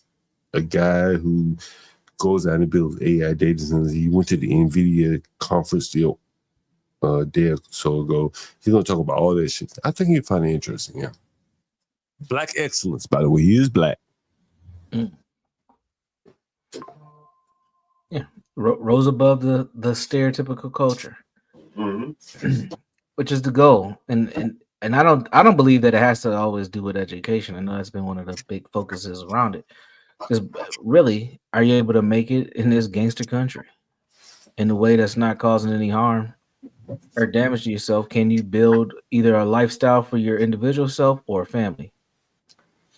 Well, my question to add to what you're asking, Universal Jones, is the family dynamic. Because, for example, with my ex-wife, Mexican families and Latino families, they're extremely united, and Haitian families and Jamaican families, I've seen the same thing. When I would go to Houston or when I would go to Little Rock, they're extremely united, and I don't see that with the Black American families here. They're a lot more fractured. Do you think that has something to do with that as well? Agreed. Absolutely. Blacks, you can chime in. I don't want to do all the talking if you. No, I apologize. I had to step away for a moment, but absolutely, the Black family is fractured, and for various reasons and factors, but that is the crux of the issue. It's a fractured whole, and I rightly don't know how to patch that. I have ideas, but a lot of my ideas are wholly discounted because nobody wants to deal with the truth. So I'll leave that there. And I get. Did we lose Stanley? Where the hell did Stanley go? He was up here. I think he's on pause. You up here, Stanley? You're more than welcome to chime in, man. I want to offer my apologies if you felt like I was,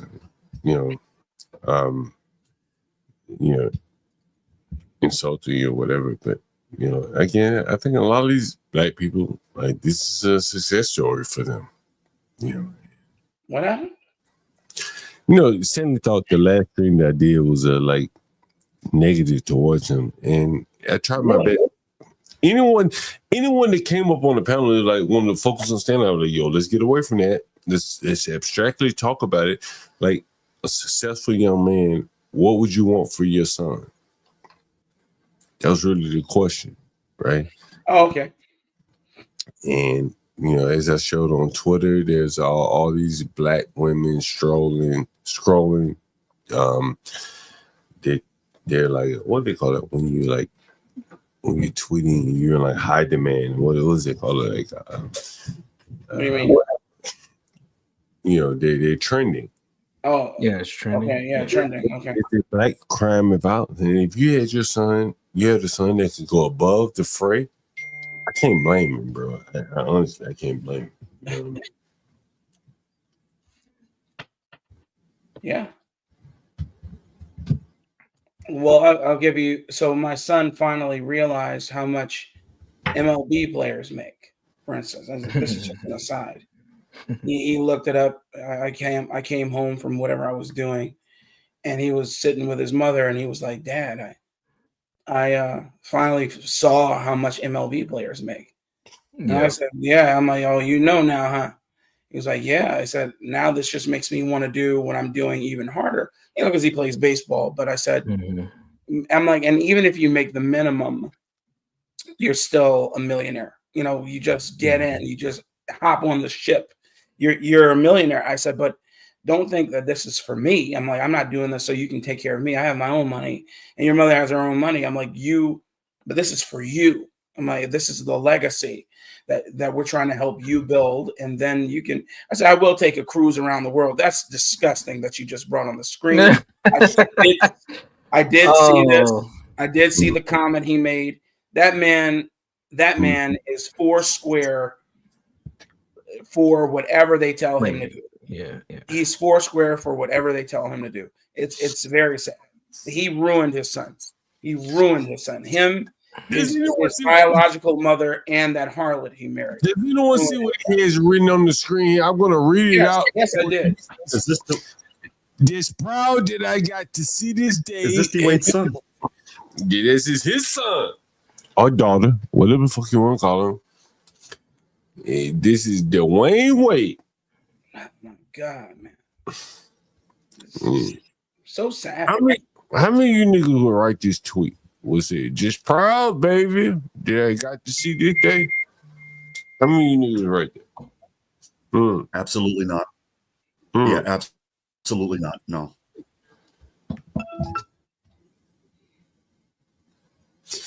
Universal, what do you think? Would you write that? No. No. This is a lot, man. Black just said, he ruined his son, and I think he ruined his legacy of what could have been. Man, let me tell you guys. Where did they go from here? Kimmy K, she would know best more than anybody here.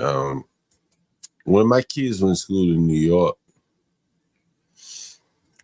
they brought a homework assignment home. It was like, show the heroes, like paint the heroes. I can't remember exactly what it was. And it was like firemen, EMT motherfuckers, whatever the fuck. But there were no police officers. And, I just think it's interesting. Like, these people are, they, Dwayne Wade and all, they transform society into like, really like, they view this shit as some kind of like normal. Look at this shit. Yeah. Every time I saw this come up, someone had said, "Yeah, he's definitely his daddy's son." The post that I saw, and all I'm saying is this: he sacrificed his son on the altar of Satan. He wanted his celebrity so bad he was willing to sacrifice his son's masculinity, his son's mental sobriety, and just fed into this psychosis. And it's very sad to see that these people can rationalize this man dealing with this insanity. This is crazy, man. There's no way. And then what makes it even, what puts a cherry on top of this boo-boo Sunday is that this boy, a transgendered woman, is dating a transgendered man, or was.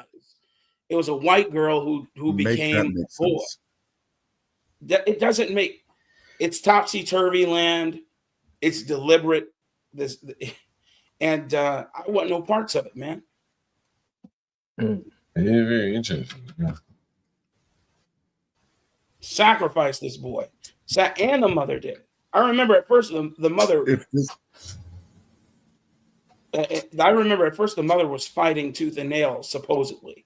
After a while, she kind of disappeared into the ether and kind of just accepted it and let it go. Yeah. And why does it matter, Stanley? It matters because they throw it in our faces ad nauseum.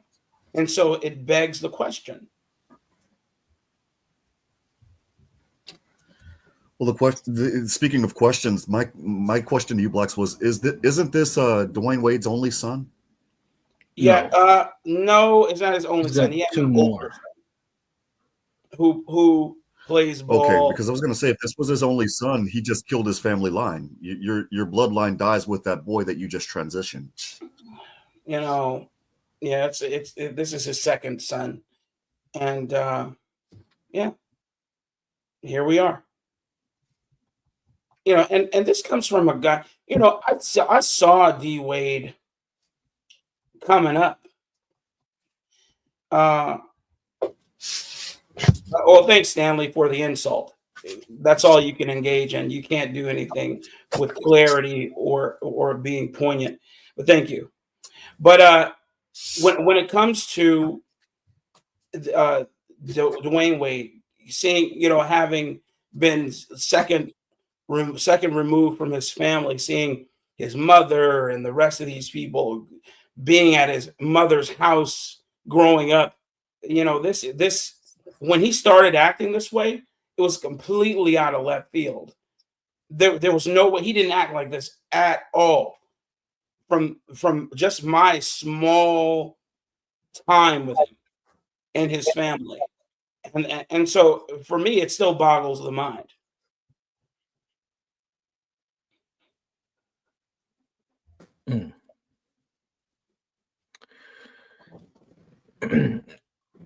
I wonder what's going to happen. I don't know if we're going to continue to get a push of this type of behavior as the quote unquote DEI has taken a hit. So it's going to be interesting to see how this manifests over the next few years. I think we will. They're You not. think so? They're not very keen on relinquishing this stance. They're consistently pushing it. It may not be as mainstream, but they're just regrouping, and it'll bear Sure. its ugly head in some other form. I don't know. Sure. I agree with that assessment. I think the regrouping parts was important. It's not going to be the same, but it's going to still be present. Yeah. What's up, Latino? You was going to say something.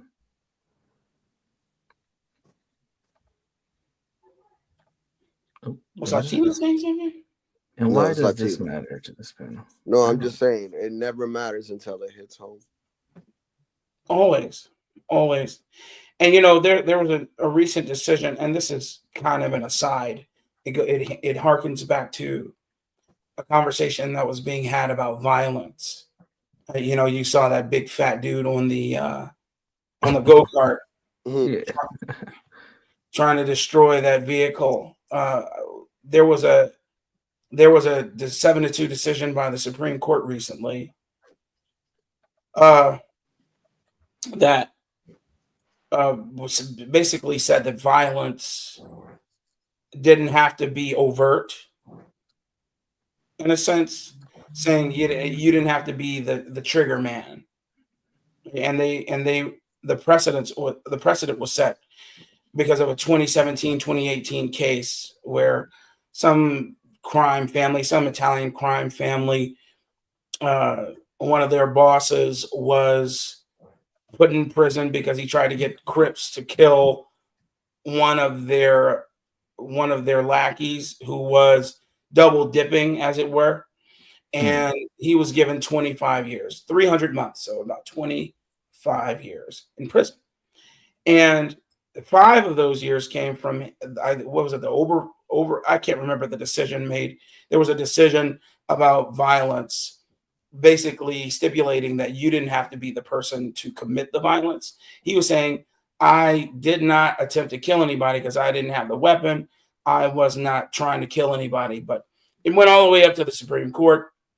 They ruled against him. So it set a precedent. So that means people, the ones who burned the Teslas and the ones who created the group me's blasting out the locations of Teslas, will now be culpable for that sort of violence. Also, politicians.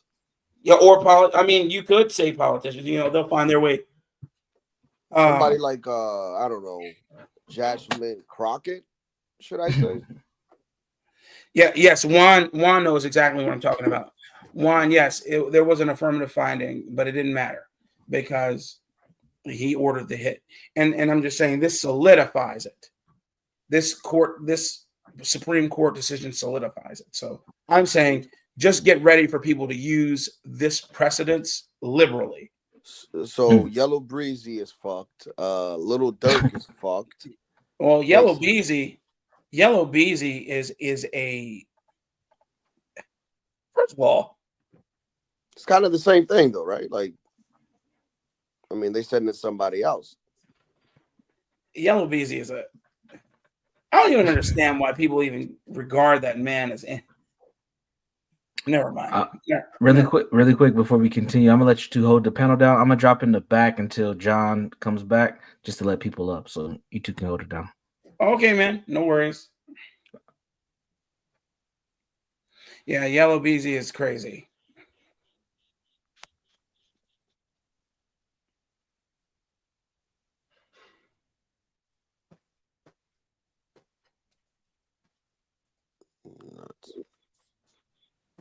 And that whole situation is crazy. Hey, are you Puerto Rican or Dominican? So I'll tell you my story. So Yeah. both of my parents are Dominican. My mom comes from the northern part of the Dominican Republic, and my dad comes from the southern part in the city. And my grandmother. So the way my grandmother got her papers was because she basically filed and she got it because of her lineage, because I guess her mom, which is my great grandmother, which is African, was a slave. So since she got sent out of the U.S., I guess, and she decided to stay in DR. That's the reason why we got our papers so quick, because technically she's American. Wait, so your grandmother, my great grandmother, my bad, your great grandmother was a slave here in America. Yeah. And she was sent to the DR. Yeah, because like there were ships that basically. Yeah, I know what you mean. Yeah, that shipped out. Like you had a choice to stay in or leaving, and she decided to leave. Wow, history, man. Yeah, shit's crazy, bro. That's great history. Yeah, so well, that happened. My dad ended up getting his paperwork. So back then it was different. Like you didn't have to be like a citizen per se to get your to like ask for your partner. But now things have changed. So at the time, my dad was just a resident. He asked for my mom, and we all got to come to Puerto Rico. I was born in Puerto Rico. My sister was born in Puerto Rico, but my oldest two brothers were born in the Dominican Republic.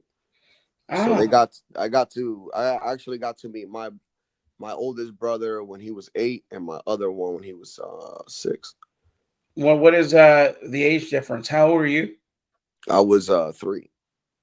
I'm saying, how old are you now? Is what I mean. Oh, now I'm 36. I mean 37. Okay, all right. So you're born, and so your older brothers are what, 6, 7 years older than you? My oldest is 6 or 7 years old, and my other one is like 3. Cool, man. Basically, like 2 to 3 years apart. Well, that's amazing. Well, I mean, you got your citizen. So is it a citizenship, or are you? I'm sorry, are you nationalized, or are you? Now, my kids would be, I believe, 3rd generation. Okay. So you're not a green card holder. No, you're no. You are a citizen. Yeah. Full-fledged. Got it, man. My whole family. Dude, there are so many different ways. The stories to tell. Like for instance, I have a friend of mine, right? So his grandmother is her parents are Puerto Rican, right? So they migrated to the Dominican Republic a while back when they used to cut the sugar cane in the Dominican Republic. So they used to have Puerto Rican workers come to the Dominican Republic, for agriculture. Yeah. So that's how his grandmother was born in the Dominican Republic. So, but her parents were Puerto Rican, and because of that, they got paperwork to come here too. Wow. Yeah. Kind of like a Windrush situation, you know. Yeah, dude. The Windrush generation in yeah, because there's England. people that wait like Mhm. 30, 40 years and they never get it, dude. Like with us, with my dad, when he asked for it, it only took him like 2 years. Wow. It was Due quick. diligence, man. Good on your dad. Yeah, I mean, Good thanks on to your my dad. grandmother. She was the one that made it happen. Yes. Well, she deserves all of the praise for that. All of man, I can't even think. all of the support and all of the credit for that. She was a trooper, man. Yeah, man. Well, you know, here in the tumultuous time we're dealing with, man, citizenship being a factor for so many people. You know, I get into these LinkedIn chats. Well, I don't answer. I just read them, and I see people getting incensed about all of these students being deported from these high I call them high universities, like you know, the Princetons, the The Columbians, Harvards. the Harvards, and not all Ivies, but high universities. Yep. They're getting deported because of their support for Hamas. It's crazy the arguments make. The arguments Lord, that people make, and you're like, wow, man. I'm like, they're not citizens. They're not entitled. They're not entitled to the same protection. I get that. I get that. And I understand that. But where it gets tricky for me is like if they haven't, like for instance, with that guy that they want to get rid of, you see like how he shut down that building and he had people in there that wanted to get out. That's basically like kidnapping in a sense. You know what I'm What are you saying? talking about? The who are you talking about? The dude from Columbia. Yeah. I'm University, saying right? they don't get protections. Right. So this is the thing. Yeah. Like him doing that, it's like, yeah, you should get deported. Like, fuck that. Agreed. But if you just like, I don't know, protesting with other people that have license to have a protest, right? Like, I don't think that like you should keep those people quiet because they're not citizens. Like, it's just bullshit. Well, no, it's not about keeping them quiet. It's about being studious and understanding the situation that you're in.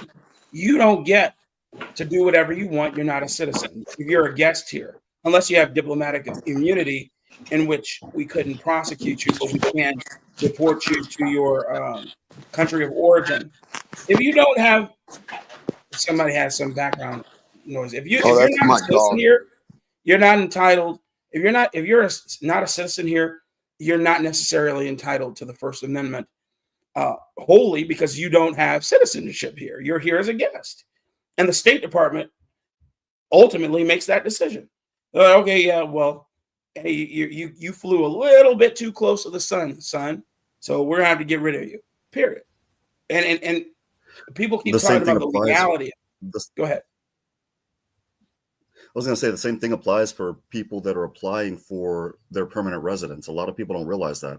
And a lot of people that are getting caught up are people that are affiliated with political parties that are either leaning toward the communist side or leaning toward the socialist side. And they forget that the questions when I'm helping somebody file an I-485 or when we're doing a DS-260, one of the questions is, number one, are you a member of the Nazi Party? Well, of course, that doesn't apply because that was 90 years ago, right? But number two, are you a member of a communist or totalitarian party? And that's where they get hemmed up because now they're supporting RevCom. Well, that's the revolutionary communists. They're supporting Partido de Trabajo. Well, I'm sorry, that's a communist party. And then they spread that bullshit here in the United States and then wonder why they're facing detention. And I'm like, we tend to frown on the communists. Sorry. I mean, we have some progressive people, unfortunately, but you know, the laws are still the laws. We tend to frown on that. Yes, agreed. And that's the point.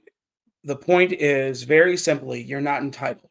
You're not entitled. You're here.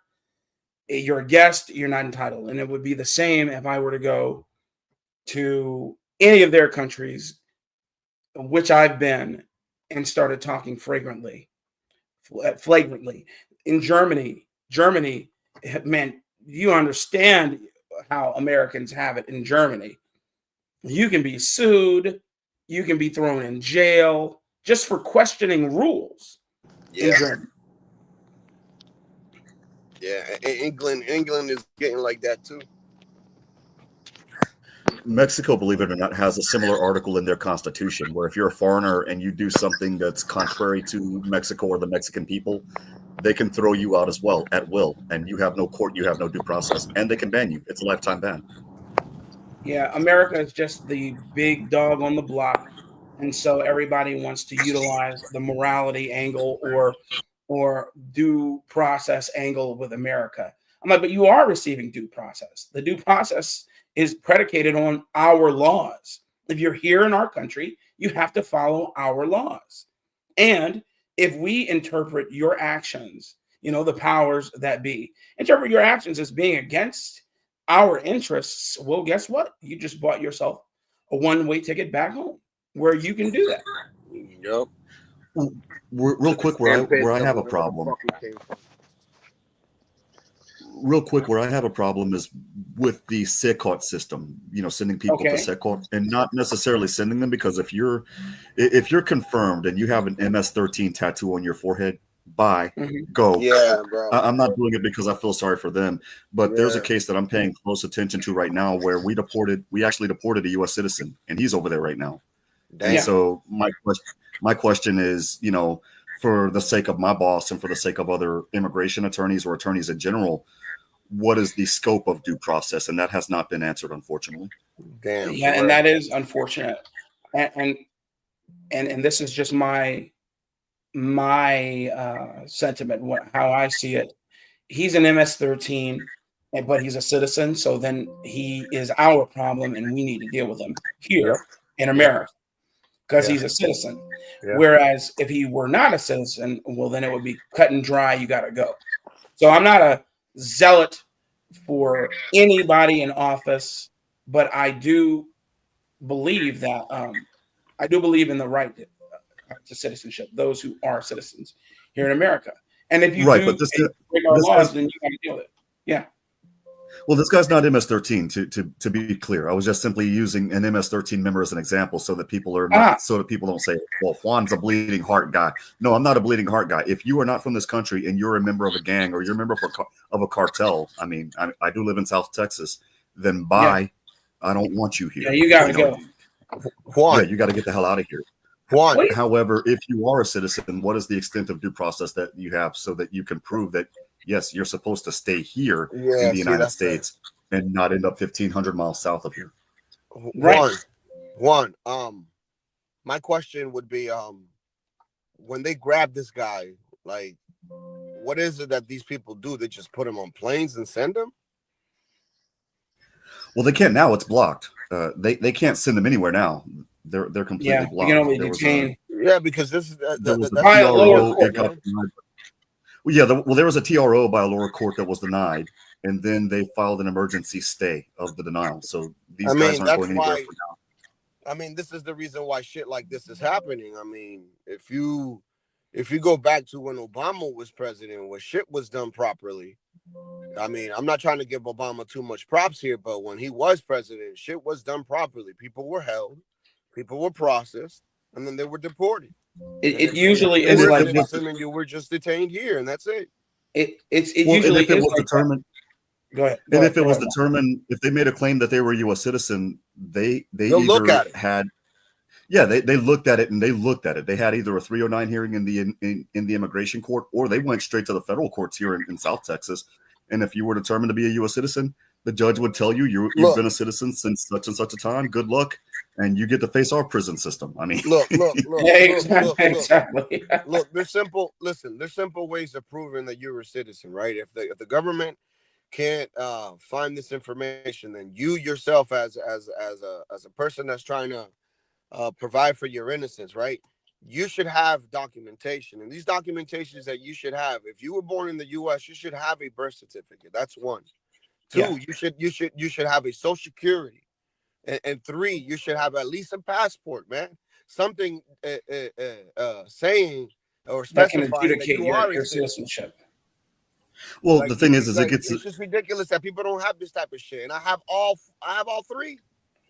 well, they don't, and the reason why is because here in the Southwest, in South Texas and in New Mexico and Arizona, all of that was Mexico at the time, and so when they became the U.S. territories by way of the Treaty of Guadalupe Hidalgo, when Texas became a state, what happened was you had people that whose grandparents were there when it was Mexico, and they did not want to Americanize their kids for nothing. And I understand that. I mean, shit, if Texas were taken over by Mexico and they offered to Mexicanize my daughter, I'd be like, no. But let me ask you this not. question. Let's ask this question.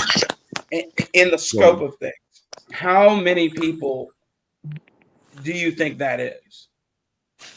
Because that right now, it's Hidalgo was a long time ago.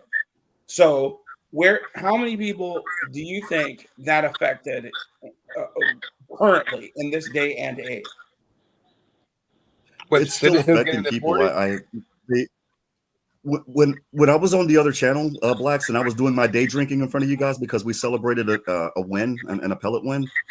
That was one of those cases. It was we basically had the two-step. We had to prove that the grandparent was a U.S. citizen. We did that, and then we had to prove that the parent was a U.S. citizen. And that was the more difficult because they don't have what the common sense stuff that you guys are talking about that they would normally have. You would have your birth certificate, passports, things like that. And when you don't have things like that, you're looking at testimony. And when people are dying off, your back is against the wall and the clock is against you. So you're doing these affidavits, these sworn affidavits, recording conversations, and getting as many of those as possible. And that's what when we have cases like that, that's what we went off of. Yeah, and I'm just saying, I'd argue that the greater issue here would be those who, well, for instance, when we were younger, we didn't have to have a social security card or immediately upon birth. For instance, my mother had to apply for my social security card and my younger brother's social security card at the same time. I didn't even have a social security number for the first 2 years of my life in Chicago. That's crazy. And because the law was you didn't have to have it immediately. Now, as long as you had the number. Exactly. So we didn't have the card. We had a birth certificate, but we didn't have a social security card. So me and my brother, we got our social security numbers the same day. We're 1 digit off. Our social security numbers are 1 digit off from one another. Where we mess up, I think, I look at like Puerto Rico and I look at Mexico, for example. In Mexico, they have a population number. They call it a corp number. And when you're born, you're given a corp number, and that corp number is fixed to your number one. It's fixed to your voter ID, your credencial elector. It's fixed to your driver's license, and it's fixed to your birth certificate and eventually your passport. And in Puerto Rico, it's the same thing. El número de registro for your birth certificate, and that goes to your Puerto Rican driver's license if you're over there, things like that. Here in the United States, we do that. Like in the mainland, in the mainland, you have a social security card, you have a Texas ID card for me. I have a school ID card, and it's like 15 or 16 different numbers. And I'm like, why not just hook them all up with your damn social security number, make it easy? And if you've been in the penal system, it's even worse. You have a BOP ID, you have a Texas SID number. You have all those things. Yeah, you have all those things where I would say just give you a social security number and link everything with your social security number. Bam. Juan, was you born in Puerto Rico? No, my grandfather was born in Puerto Rico. Oh, okay. Now, because it was at one point in my life around like 2010, I had to get my birth certificate, and I had to go to like the consulate, like here in City Hall and shit. Yeah, because here in Texas, if you were born here, like 4 of my children were born here, you have to make sure.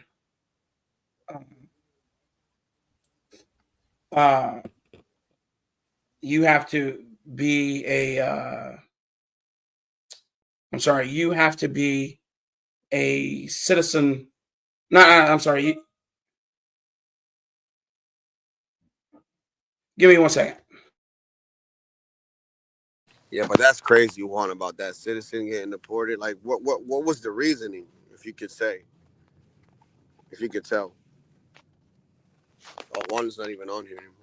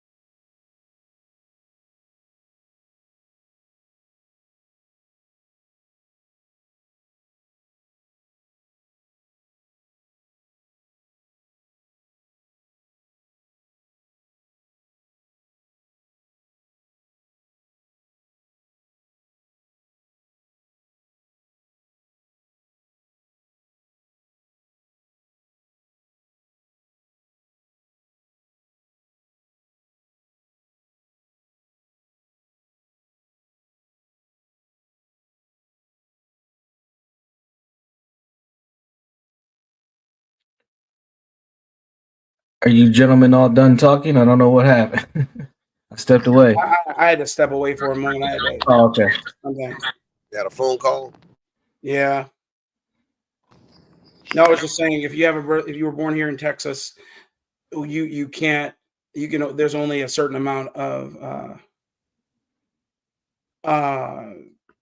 birth certificates you can have when you are. If you don't have, I'm sorry, if you lose one. I'm just losing my train of thought. There's only a certain amount of birth certificates you can request. Okay. After that, you're SOL.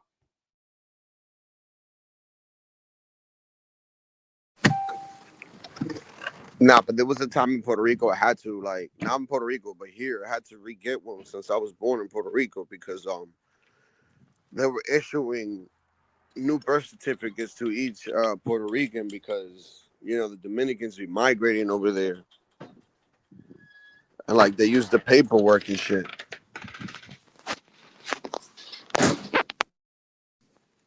Yeah, so they had to like, you know.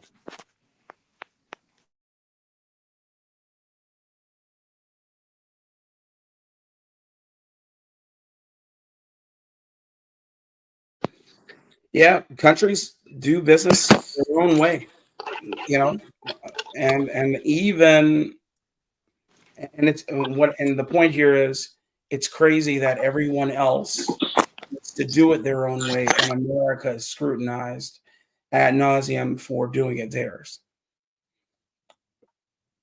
Hey, gentlemen, I'm gonna shut the stream down in like 6 minutes. So. Okay, I'm done, man. I'm done.